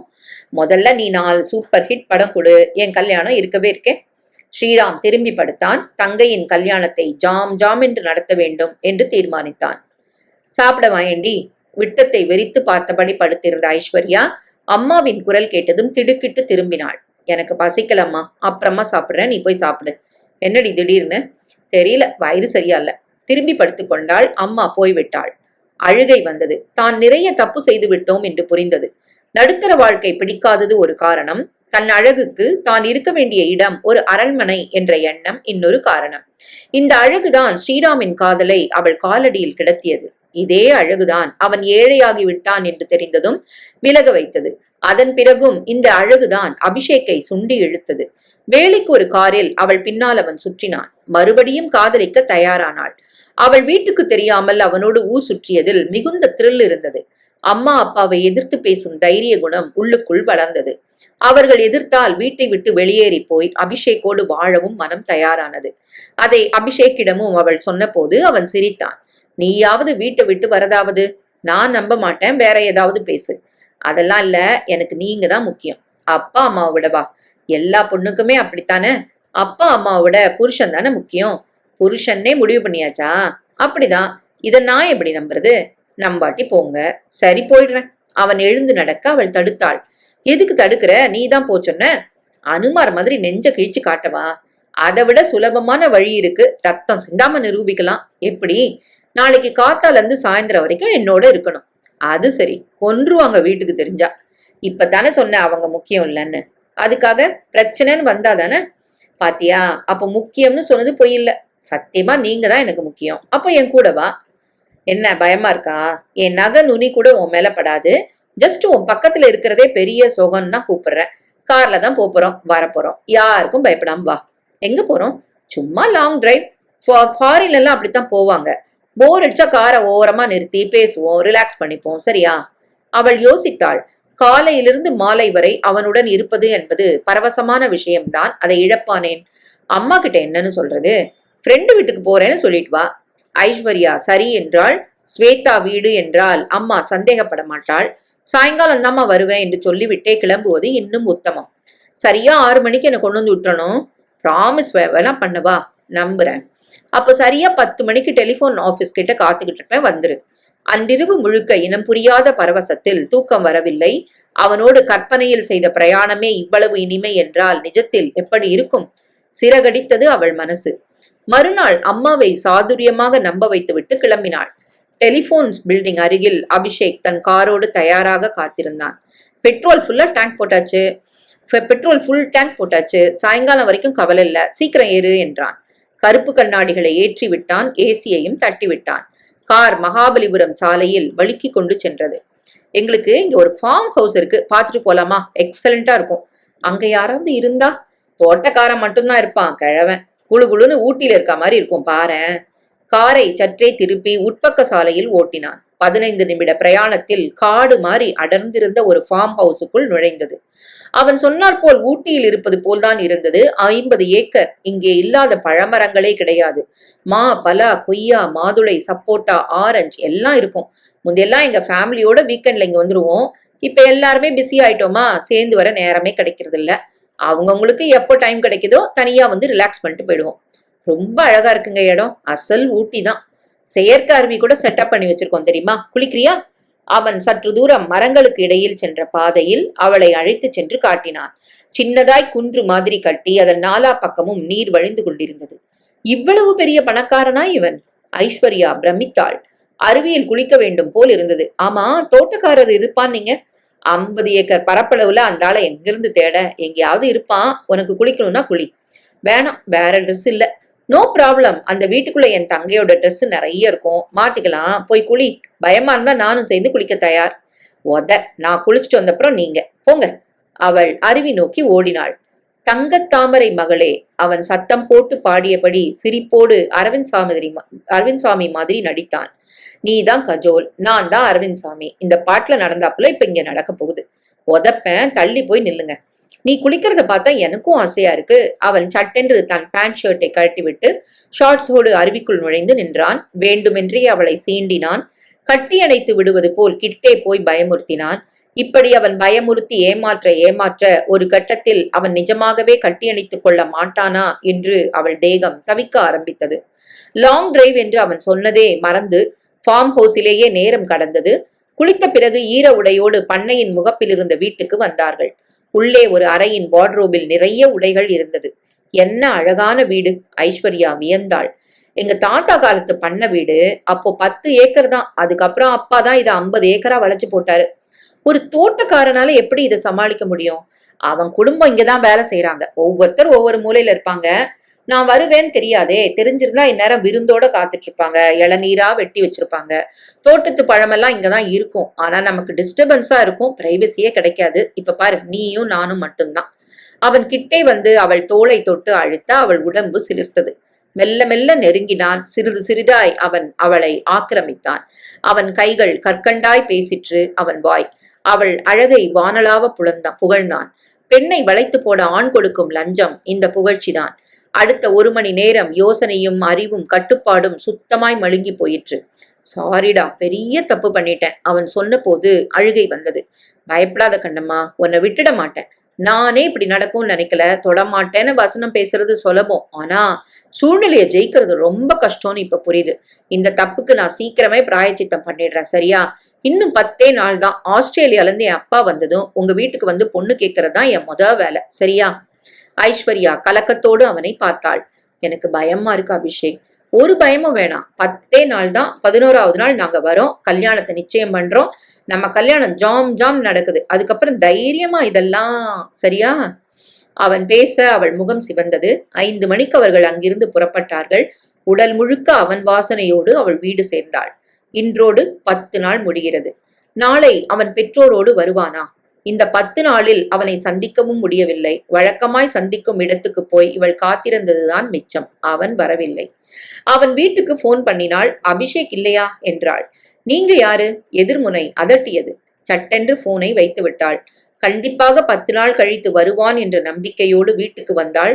நாளை நிச்சயம் வருவான் என்ற நம்பிக்கையோடு 10வது நாளை ஆமை வேகத்தில் தள்ளினாள். 11வது நாள் விடியும் போதே பரபரப்பு தொற்றிக் கொண்டது. அபிஷேக் எந்த நிமிடமும் வந்து விடுவான் என்ற நினைப்புடன் சீக்கிரமே குளித்து அம்மாவுக்கு சந்தேகம் ஏற்படாதவாறு சற்றே நல்ல உடைகளை உடுத்திக்கொண்டு தன் பரபரப்பை மறைத்துக் கொண்டு வளைய வந்தாள். அம்மாவுக்கு வீட்டு வேலைகளில் உதவினாள். என்னடி ஆச்சரியமா இருக்கு, 10 மணி வரைக்கும் தூங்குவ, இன்னைக்கு என்ன சீக்கிரமே எழுந்ததும் இல்லாம வேலை வேற செய்யற? அங்காள பரமேஸ்வரி நேத்து என் கனவுல வந்து இனிமே சீக்கிரம் எழுந்து அம்மாக்கு ஒத்தாசை செய்யின்னு சொன்னா. அதான் அங்காள பரமேஸ்வரி வேற என்ன சொன்னா? இப்படி நீ வேலை செஞ்சன்னா உன்னை பணக்கார இடத்துல இருந்து பொண்ணு கேட்டு வருவாங்கன்னா. நெஜமோ பொய்யோ, அப்படி ஒரு வரன் தேடி வந்தா எவ்வளவு நல்லா இருக்கும். அம்மா பெருமூச்சு விட ஐஸ்வர்யா நமுட்டு சிரிப்பு சிரித்தாள். அப்படி அபிஷேக் வந்தால் அம்மா கல்யாணத்துக்கு ஒப்புக்கொண்டு விடுவாள் என்று தோன்றியது. அபிஷேக்கிற்காக அவள் விழிகள் வாசல் நோக்கி தவம் இருந்தன. 10க்கு மேலேயே 2 நாட்கள் ஓடிவிட்டன. ஐஸ்வர்யாவை பயம் கவ்வ ஆரம்பித்தது. அடுத்த நாள் எஸ்டிடி பூத்துக்கு வந்து அவன் வீட்டுக்கு போன் செய்தாள். அபிஷேக் இருக்காரா? மெல்லிய குரலில் கேட்டாள். போனை பிடித்திருந்த கைகள் நடுங்கியது. எஸ்டிடி பூத்தில் இவளுக்கு பின்னால் இன்னும் 3 காத்திருந்தனர். யாருங்க பேசுறது? தெரிஞ்சவ. அவர் ஊர்ல இல்லையே. எங்க போயிருக்காரு? எப்ப வருவாரு? அவர் ஒய்ஃபுக்கு டெலிவரின்னு போயிருக்கிறாரு. 1 வாரம் லீவ் போட்டுட்டு. எதிர்முனை சொல்ல ரிசீவர் நழுவியது. தன் அழகு மிக நல்ல தூண்டில் என்று அவள் நினைத்தாளே தவிர சில நேரம் தூண்டிலேயும் நாசப்படுத்தும் சுறா மீன்களை பற்றி மறந்து போனாள். மனைவிக்கு பிரசவம் என்பதை விட அதிர்ச்சியாக இருந்தது 1 வார லீவு என்ற வார்த்தை. அப்படியானால் அவன் முதலாளி இல்லையா? அங்கே வேலை செய்கிறவன் தானா? ஐஸ்வர்யா தலையை பிடித்து கொண்டு உட்கார்ந்தாள். மற்ற 3 பேரும் போன் செய்துவிட்டு போனதும் மீண்டும் போன் எடுத்து அதே நம்பரை அழுத்தினாள். சற்றே குரல் மாற்றி பேசினாள். நான் இன்சூரன்ஸ் ஏஜென்ட் பேசுறேன். அபிஷேக் உங்ககிட்ட என்னவா வேலை செய்யறாரு? நீங்க வேறங்க, என் பிள்ளையோட பிடுங்கல் தாங்காம எங்க கம்பெனில ஒரு வேலை போட்டு கொடுத்தோம். இன்ன வேலைன்னு இல்ல, எல்லா வேலையும் செய்வான். பாதி நாள் வேலைக்கு வரமாட்டான். எங்கதான் சுத்துவானோ. என் பிள்ளையோட ஃப்ரெண்டாச்சேன்னு கொஞ்சம் சகிச்சுக்க வேண்டியிருக்கு. இந்த சிநேகிதத்தை விட்டுடுறானா என் பிள்ளையும் கேட்க மாட்டேங்கிறான். இப்ப எங்க இருக்காரு அவரு? இவன் கிட்ட கேடுக்கு ஊருக்கு ஒரு பொண்ணு வேற. உண்மையான பொண்டாட்டிக்கு இப்ப பிரசவம்னு ஊருக்கு போயிருக்கான். அவனை நம்பி நீ இன்சூரன்ஸ் எடுத்து கொடுத்துறாதம்மா, ஜாக்கிரதை. என்னங்க சொல்றீங்க? காரெல்லாம் பந்தாவா போறாரு வராரு. எல்லாம் என் பிள்ளை கொடுக்குற இடம், வேற என்ன சொல்ல. என் பிள்ளையோட காரு சும்மா இருந்தா போதும், எடுத்துக்கிட்டு சுத்த ஆரம்பிச்சிருவான். இப்ப கூட அவனை எப்படியாவது என் பிள்ளைகிட்ட இருந்து கட் பண்ணி அனுப்பிடணும் தான் பேசிக்கிட்டு இருக்கோம். ஐஸ்வர்யா போனை வைத்தாள். அழுகையை மிகுந்த சிரமப்பட்டு கட்டுப்படுத்தி கொண்டாள். ஏமாற்றியவனை கயவன் என்பதா, ஏமாந்தவளை குற்றவாளி என்பதா? எது தன் கண்ணை மறைத்தது? பணக்காரன் என்ற போதையில் நிலை குலைந்து விட்டேனா? பங்களாவில் வாழ வேண்டும் என்ற வெறி அறிவை மறைத்து விட்டதா? இனி என்ன செய்ய போகிறேன்? ஏற்கனவே திருமணமானவன். நண்பனின் காரையும் பண்ணை வீட்டையும் காட்டி நம்ப வைத்து அவள் பெண்மையை சூறையாடியவனை பிடித்தால் மட்டும் என்ன செய்துவிட முடியும்? அவனோடு வாழ்ந்து விடத்தான் முடியுமா? நடுங்கியது அவள் உடம்பு. அவனுக்கு தண்டனை பெற்று தருவதற்காகத்தான் தான் கெட்டுப்போன கதையை வெளிச்சம் போட்டு காட்ட தன்னால் முடியுமா? அம்மாவும் அப்பாவும் செத்துவிட மாட்டார்களா விஷயம் அறிந்தால்? எல்லாமே இருண்டு விட்டார் போல் இருந்தது. இது எந்த பாவத்துக்கு தண்டனை? உண்மை காதலை அலட்சியப்படுத்தியதற்கா? அவளுக்கு ஸ்ரீராமின் நினைவு வந்தது. காதலை கண்களில் தேக்கி வைத்துக் கொண்டு எத்தனை நாள் கல்லூரி வாசலில் காத்திருந்தான். என்ன மோசமாக முகத்தை திருப்பிக் கொண்டு போனேன். இனி காலில் விழுந்து கெஞ்சினாலும் அவன் காதல் கிடைத்து விடுமா என்ன? அப்படியே அவன் மனம் இறங்கினாலும் கூட அவனோடு வாழ எனக்கு என்ன தகுதி இருக்கிறது? இவனோடு மட்டுமல்ல, வேறு யாராகவே இருந்தாலும் இனி எந்த மனசோடு வாழ முடியும்? மூடி மறைப்பது நம்பிக்கை துரோகம் இல்லையா? ஐஸ்வர்யா அழுவதற்கு கூட இடமில்லாமல் தவித்தாள். அம்மா அப்பாவுக்கு எதிரில் எந்த துக்கத்தையும் காட்டிக்கொள்ள இயலாமல் அதே நேரம் சாதாரணமாக இருப்பது போல் வளைய வந்தாள். சந்தோஷமோ துக்கமோ பகிர்ந்து கொள்ளப்பட வேண்டும். இல்லாவிடில் மன அழுத்தம் அதிகரித்துவிடும். பகிர்ந்து கொள்ள ஆளும் இல்லை, இயலவும் இல்லை என்ற நிலையில் தொட்டதற்கெல்லாம் அழுதாள், ஆத்திரப்பட்டாள். என்னடி ஆச்சு உனக்கு? அம்மா கவலையோடு பார்த்தாள். சீக்கிரம் கல்யாணம் செய்து வைத்து விட வேண்டும் இவளுக்கு என்ற முடிவுக்கு வந்தாள். அதற்கடுத்த வாரம் மத்திய அரசு அலுவலகம் ஒன்றில் நல்ல பதவியில் இருக்கும் ஒருவன் அவளை பெண் பார்க்க தன் குடும்பத்தோடு வரப்போவது தெரிந்ததும் ஐஸ்வர்யா பயத்தில் நடுங்கினாள். உண்மை தெரிந்தால் தன் வாழ்க்கை என்னவாகும் என்று பதறினாள். மரணம் ஒன்றுதான் எல்லாவற்றுக்கும் முற்றுப்புள்ளி வைக்கும் என்று தோன்றியது. பெண் பார்க்கப்படும் அன்று ஸ்வேதாவை அழைத்து வருகிறேன் என்று வெளியில் வந்தவள் எங்கெங்கோ சுற்றிவிட்டு இருட்ட ஆரம்பித்த நேரத்துக்கு கடற்கரைக்கு வந்தாள். மனதை திடப்படுத்திக் கொண்டு மரணத்தை முத்தமிட முன்னேறினாள். படம் எதிர்பார்த்ததை விட பல மடங்கு சூப்பர் ஹிட் ஆயிற்று. இதுவரை வெளியான வசூல் ரெக்கார்டுகளை எல்லாம் முறியடித்தது. அத்தனை பத்திரிகைகளும் வரிந்து கட்டி கொண்டு புகழ்ந்து எழுதின. ஸ்ரீராமின் புதுமையான கதையையும் செம்மையான டைரக்ஷனையும் மனம் விட்டு பாராட்டின. ஒரு நல்ல சினிமா கதையை நம்பி எடுக்கப்படுவதில்லை. அதற்கு இந்த படம் மிகச்சிறந்த உதாரணம் என்று பிரபல ஆங்கில நாளேடு விமர்சனம் எழுதி ஸ்ரீராமின் வண்ண புகைப்படம் போட்டு பாராட்டியது. திரையுலகின் மூத்த பிரம்மாக்கள் எல்லாம் மனம் விட்டு பாராட்டினார்கள். தனிப்பட்ட முறையில் கடிதமும் எழுதினார்கள். எல்லா டாப் 10களிலும் படம் முதலிடத்தை பிடித்தது. ஒரே வாரத்தில் ஸ்ரீராமின் பின்னால் தயாரிப்பாளர் படை ஒன்று சூட்கேஸ்களை சுமந்து கொண்டு அவனை விரட்டியது. ஹிந்திக்காரர்கள் படத்தை ரீமேக் செய்யவும் ரைட்ஸ் வாங்கவும் அவனையே இயக்கி தரவும் ஒரு பக்கம் துரத்தினார்கள். படம் நிச்சயம் தேசிய விருதை பெற்றுத்தரும் என்று சிலர் கணித்தனர். பத்திரிகைகளும் சேனல்காரர்களும் பேட்டிக்கு படையெடுத்தார்கள். புகழ் வரும்போதுதான் ரொம்ப ஜாக்கிரதையா இருக்கணும் ஸ்ரீராம். சகட்டு மேனிக்கு படத்தை ஒத்துக்காத. அப்பா அறிவுரை சொன்னார். வருஷத்துக்கு ஒரு படம் இல்ல 2 படம், அதுக்கு மேல வேணாம். படம் ஹிட் கொடுத்துட்டு அந்த புகழ் போதையில தொடர்ந்து குப்பை படம் கொடுத்து காணாம போனவங்க லிஸ்ட்ல உன் பேரும் வந்துடக்கூடாது. நீ நிலைச்சு நிக்கணும்னா நீ எடுத்து வைக்கிற ஒவ்வொரு அடியும் உறுதியா இருக்கணும். உன் படம்னாலே நிச்சயம் நல்லா இருக்கும்னு எல்லாரும் நம்பி வரணும். அவங்க நம்பிக்கை வீணாகாம உன் படமும் இருக்கணும். நல்ல கதை தான் ஒரு படத்துக்கு ஹீரோங்கிறத மறந்துடாம தொடர்ந்து நல்ல கதைகளா படம் பண்ணு. ஸ்ரீராம் அப்பாவின் அறிவுரையை உன்னிப்பாக கேட்டுக்கொண்டு அதை ஆமோதித்தான். தயாரிப்பாளர் மிகுந்த சந்தோஷத்தில் இருந்தார். படம் ஹிட்டானதால் பேசிய தொகையை விட கூடவே 5 லட்சம் கொடுத்து அடுத்த படமும் தனக்குத்தான் செய்து தர வேண்டும் என்று கூறி அதற்கும் 2 லட்சம் அட்வான்ஸ் கொடுத்தார். ஸ்ரீராம் பணத்தை எல்லாம் அப்பாவிடம் கொடுத்தான்.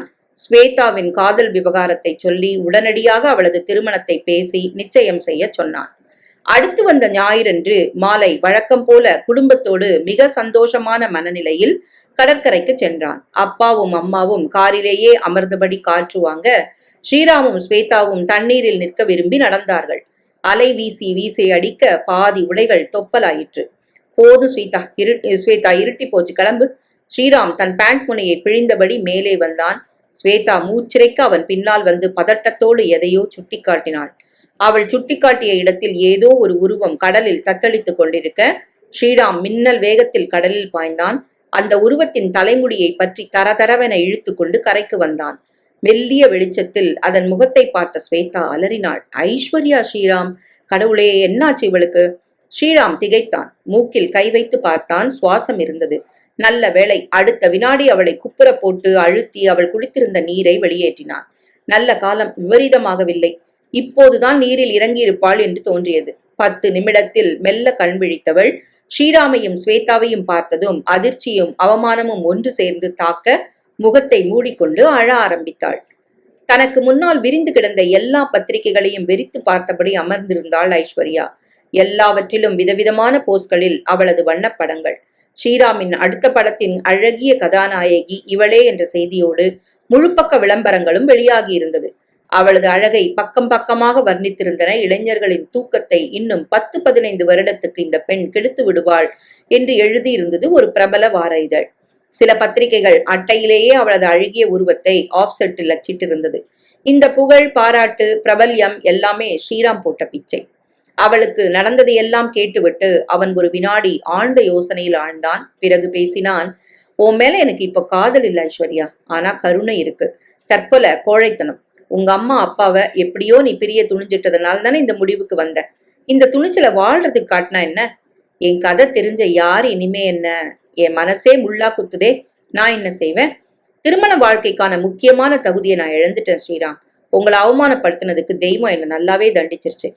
பழச பேசி நீ பிரயோஜனம் இல்லை ஐஷு, ஸ்வேதா சொன்னாள். நான் இப்ப நடுக்காட்டுல கண்களையும் பறி கொடுத்துட்டு நிக்கிறேன் ஸ்வேதா. இனிமே என்னன்னு என்னால எந்த ஒரு தீர்மானத்துக்கும் வர முடியாது. நான் சொல்ற வழி உனக்கு சம்மதமான்னு சொல்லு. என்ன வழி? நீ விரும்பியபடி உன்னை பணக்காரியா ஆக்கி காட்டுறேன். ஆனா உன்னை கல்யாணம் பண்ணிக்குவேன்னு தப்பா நினைச்சிடாத. நீ விரும்புனா என் அடுத்த படத்துக்கு நீ தான் ஹீரோயின். ஒரே ஒரு சந்தர்ப்பம் தான் தருவேன். இந்த ஒரு படம் தான். நிச்சயமா நீ பிரபலமாயிடுவ. அடுத்தாப்புல வளர்றது உன் சாமர்த்தியம், திறமை. என்ன சொல்ற? ஓகேனா வீட்டுக்கு வா. நாளைக்கு ப்ரொடியூசர்கிட்ட சொல்லி அட்வான்ஸ் வாங்கி தந்துடுறேன். ஹோட்டல்ல தான் நீ தங்க வேண்டியிருக்கும். படம் முடிகிற வரைக்கும் ஹோட்டல் பில் ப்ரொடியூசர் கொடுத்துருவாரு. அதுக்குள்ள 4 படம் புக் ஆயிடுச்சுன்னா நீ தான் ராணி. உன் சுண்டு விரல் அசைவுக்கு ஒரு கூட்டமே வேலை செய்ய காத்திருக்கும். ஸ்ரீராம் பேச பேச அந்த துக்கத்திலும் அவள் கண்கள் லேசாய் மின்னியது. வீட்டை விட்டு வந்தாயிற்று. இனி குடும்ப வாழ்க்கையும் சரிப்படாது. வேறு வேலை கிடைப்பதும் சிரமம் என்ற நிலை. அதில் சினிமாவில் நடிக்கும் அரிய சந்தர்ப்பத்தை ஏன் நழுவ விட வேண்டும் என்று தோன்றியது. நிமிர்ந்து ஸ்ரீராமை பார்த்தாள். சரி என்று தலையாட்டினாள். மறுநாள் ப்ரொடியூசரை பார்த்தார்கள். இவளை பார்த்ததுமே பிரமித்தார் அவர். இப்படி ஒரு அழகு சிலையா என்று வியந்தார். உடனே அட்வான்ஸ் கொடுத்துவிட்டு உயர்தர ஹோட்டலில் அவள் தங்குவதற்கான ஏற்பாட்டை செய்தார். மேக்கப் டெஸ்ட், அது இது என்று நடந்தது. எப்படி திரும்பினாலும் எந்த கோணத்திலும் அழகானவள் என்று பாராட்டப்பட்டாள். அத்தனை பேரும் அவளை விழுங்கி விடுவது போல் பார்க்க கருமமே கண்ணாயிருந்தவன் ஸ்ரீராம் மட்டும்தான். நல்ல நாளில் படத்திற்கு பூஜை போடப்பட்டது. அவள் மீது தொடர்ந்து பிளாஷ் அடித்துக் கொண்டே இருந்தது. பூஜையன்றே இன்னும் 2-3 படம் புக் ஆயிற்று. ஆனால் அதற்கெல்லாம் அவள் விலை கொடுக்க வேண்டியிருந்தது. தனியான பெண், ஹோட்டலில் வாசம் என்ற நிலையில் தினம் ஒரு பெரிய மனிதர் ஹோட்டலுக்கு வந்தார். பணத்தை அவள் காலடியில் கொட்டி அவளை தொட்டுவிட்டு போனார்கள். எல்லாம் பழகிவிட்டது. எதையாவது இழந்தால்தான் எல்லாவற்றையும் அடைய முடியும் என்று சமாதானப்படுத்தி கொண்டாள். இங்கே கற்பு செல்லுபடியாகாது. 4 படம் ஹிட்டாகி நம்பர் 1 ஆகிவிட்டால் யாரும் பேசுவதற்கு கூட பயப்படுவார்கள். மேடம் மேடம் என்று குழைவார்கள். அவள் கற்பு விமர்சனத்துக்கு அப்பாற்பட்டதாகிவிடும். சமூகம் கூட நல்ல அந்தஸ்து கொடுத்து மதிக்கும். விழாக்களுக்கு அழைக்கும். குத்துவிளக்கு ஏற்ற சொல்லும். மொத்தத்தில் அவள் ஒரு VIP ஆகிவிடுவாள். ஐஸ்வர்யா கனவு காண ஆரம்பித்தாள். அப்பா அம்மா முகம் கூட மறந்தது என்றேனும் அவர்கள் குழைந்து கொண்டு அவளிடம் வந்தாலும் வரலாம். பணம் எல்லாவற்றையும் சரி செய்துவிடும். அலங்காரம் ஒன்றுதான் இப்போது அவளுடைய முழு நேர வேலை. தன் அழகை பல மடங்காக்கிக் கொள்வதில் மட்டும்தான் அவள் கவனம் திரும்பியது. வரிசையாய் 4 படங்கள் சூப்பர் ஹிட்டாக ஸ்ரீராம் முதல் வரிசை இயக்குனனானான். ஐஸ்வர்யா நம்பர் 1 கதாநாயகியானாள். கைவசம் 10 படங்கள், 4 தமிழ், 3 தெலுங்கு, 3 ஹிந்தி என்று பறந்து பறந்து நடித்தாள். அவள் நினைத்ததற்கும் மேல் பணத்தில் புரண்டாள். அவளுடைய கனவு பங்களா முடிவடையும் நிலையில் இருந்தது. அவள் நினைத்தபடியே அம்மாவும் அப்பாவும் அவளிடமே தஞ்சமடைந்தார்கள். இப்போது அவர்களை இவள் விரட்டினாள். இவளுக்கு அவர்கள் பயந்தார்கள். பணம் எல்லாவற்றையும் சரி செய்தது. எல்லாவற்றையும் விலைக்கு வாங்கியது. ஒன்றை தவிர, ஸ்ரீராம் தான் அது. அவனை மட்டும் விலைக்கு வாங்கவே முடியவில்லை. தன் புகழையும் ஸ்தானத்தையும் வைத்து அவனை வளைத்து போட அவள் செய்த அத்தனை சாகசங்களும் உபயோகித்த பிரம்மாஸ்திரங்களும் பயனற்று போயிற்று. நான் இப்ப பல பேரோட கனவு தேவதை ஸ்ரீராம். நீயும் சினிமால இருக்கவன், நானும் நடிகை. நாம ஏன் அட்ஜஸ்ட் பண்ணிட்டு வாழக்கூடாது? நாம கல்யாணம் பண்ணிக்கிட்டா எத்தனை பேர் பெருமூச்சு விடுவாங்க தெரியுமா? நல்ல ஜோடின்னு பாராட்டுவாங்க. ஸ்ரீராம் இதழ் பிரியாமல் சிரித்தான். மத்தவங்க கண்ணுக்கு வேணா நீ பிரகாசமான தாரகையா தெரியலாம். ஆனா என் கண்ணுக்கு நீ எரிகல் தான். எரிக்கல்ல ரசிக்கலாம், அவ்வளவுதான். தவிர காதல்னா என்னன்னு நான் புரிஞ்சுகிட்ட எனக்கு புரிய வச்ச ஒரு நிலவு இருக்கு. என் காதல் வானத்தின் முழு நிலவு. அவளுக்கும் எனக்கும் சீக்கிரமே கல்யாணம் நடக்க போகுது. நீ அவசியம் வரணும். ஒரு நிமிஷம் ஸ்ரீராம். ஸ்ரீராம் நின்றான். என்ன என்றான். கல்யாணம் பண்ணிக்க வேண்டாம். இந்த நிலைக்கு நான் வர எத்தனையோ பேருக்கு இந்த உடம்ப கொடுத்திருந்தேன். உனக்கும் ஒரு நாள் தர விரும்புறேன். அதுக்காவது ஒத்துக்க கூடாதா? ஐஸ்வர்யா வெட்கம் விட்டு தன் விருப்பத்தை கூறினாள். உன்னை பார்த்தா பரிதாபமா இருக்கு ஐஸ்வர்யா. எதையும் எதிர்பார்த்து நான் உனக்கு உதவி செய்யல. இப்பவும் உன்னை கல்யாணம் பண்ணிக்க எத்தனையோ பேர் காத்துக்கிட்டு இருக்காங்க. அவங்கள யாரையாவது தேர்ந்தெடுத்து உனக்குன்னு ஒரு வாழ்க்கையை தேடிக்க பாரு. போனது போட்டும், இனிமேலாவது நல்லபடி வாழப்பாரு. உனக்கு என் வாழ்த்துக்கள். ஸ்ரீராம் கிளம்பினான். பெயரில் மட்டுமல்ல, நடத்தையிலும் தான் ஸ்ரீராமன் தான் என்பதை நிரூபித்து விட்டு போனவனை பிரமிப்போடு பார்த்தாள் ஐஸ்வர்யா. தான் பணக்காரி அல்ல, இப்போதும் ஏழைதான் என்ற உணர்வு ஏற்பட்டது. குணமுள்ள புருஷன்தான் ஒரு பொண்ணுக்கு சொத்து என்பது புரிந்தது. எல்லாம் போன பின் புரிந்து என்ன பயன்? வாழ்க்கை ரிவர்ஸில் திரும்பி வரவா போகிறது? தவறுகளை சரி செய்து கொள்ள அவள் பெருமூச்சு விட்டபடி ஷூட்டிங்கிற்கு கிளம்ப தயாரானாள். அரிதாரம் பூசிக்கொண்டு அழகு தேவதையாக புறப்பட்டாள். அதற்கடுத்த மாதம் ஸ்ரீராமின் கல்யாணம் விமர்சையாய் நடந்தது. தன் கை குழந்தையோடும் கணவனோடும் ஸ்வேதா ஓடி ஓடி வந்தவர்களை வரவேற்றாள். ஐஸ்வர்யாவை காண ஒரு பெருங்கூட்டமே வெளியில் காத்திருந்தது. கூட்டத்தை கட்டுப்படுத்த போலீஸ் திணறியது. மிகப்பெரிய பரிசு பார்சலோடு தன் புது வெளிநாட்டு காரில் ஒயிலாக வந்திறங்கினாள் ஐஸ்வர்யா. கேமராக்கள் இடைவிடாது மின்னின. வீடியோக்காரர்கள் மொய்த்து கொண்டார்கள். ரசிகர் கூட்டம் நிறைந்த வாய் மூட முடியாமல் கண் விரித்து அவளை பார்த்து பிரமித்தது. அந்த கூட்டத்தில் இருந்த 2 பேரில் ஒருவன் வசந்த், மற்றவன் அபிஷேக். இருவரு கண்களிலும் ஏமாற்றம் படர்ந்திருந்தது. நெருங்க முடியாத தூரத்தில் அவள் இருப்பதை புரிந்து கொண்ட சோகம். கிட்டே இருக்கும்போது அலட்சியப்படுத்துவதும், தூரப்போய் மின்னும் போது வருந்துவதும் சில மனிதர்களின் காலகாலமான பழக்கம். ஸ்ரீராமை பார்த்து ஐஸ்வர்யா ஏங்க, அவளை பார்த்து அந்த இருவர் ஏங்கினர். இதுதான் வாழ்க்கை. பிரம்மா பார்த்து பார்த்து செதுக்கிய அந்த அழகு தேவதை பரிசு பொருளை ஸ்ரீராமிடம் கொடுத்துவிட்டு மிக மிக அழகாக சிரித்தபடி வீடியோவுக்கும் புகைப்படத்துக்கும் போஸ் கொடுத்தது. அந்த சிரிப்புக்கு பின்னால் இருக்கும் சீரழிவும் சோக கதைகளும் தெரியாத ரசிக கூட்டம் கைத்தட்டி ஆர்ப்பரித்தது. வாயில் எச்சில் விழுக வேடிக்கை பார்த்தது. தன் முழு நிலவை அந்த எரிகல்லுக்கு அறிமுகம் செய்து வைத்தான் ஸ்ரீராம்.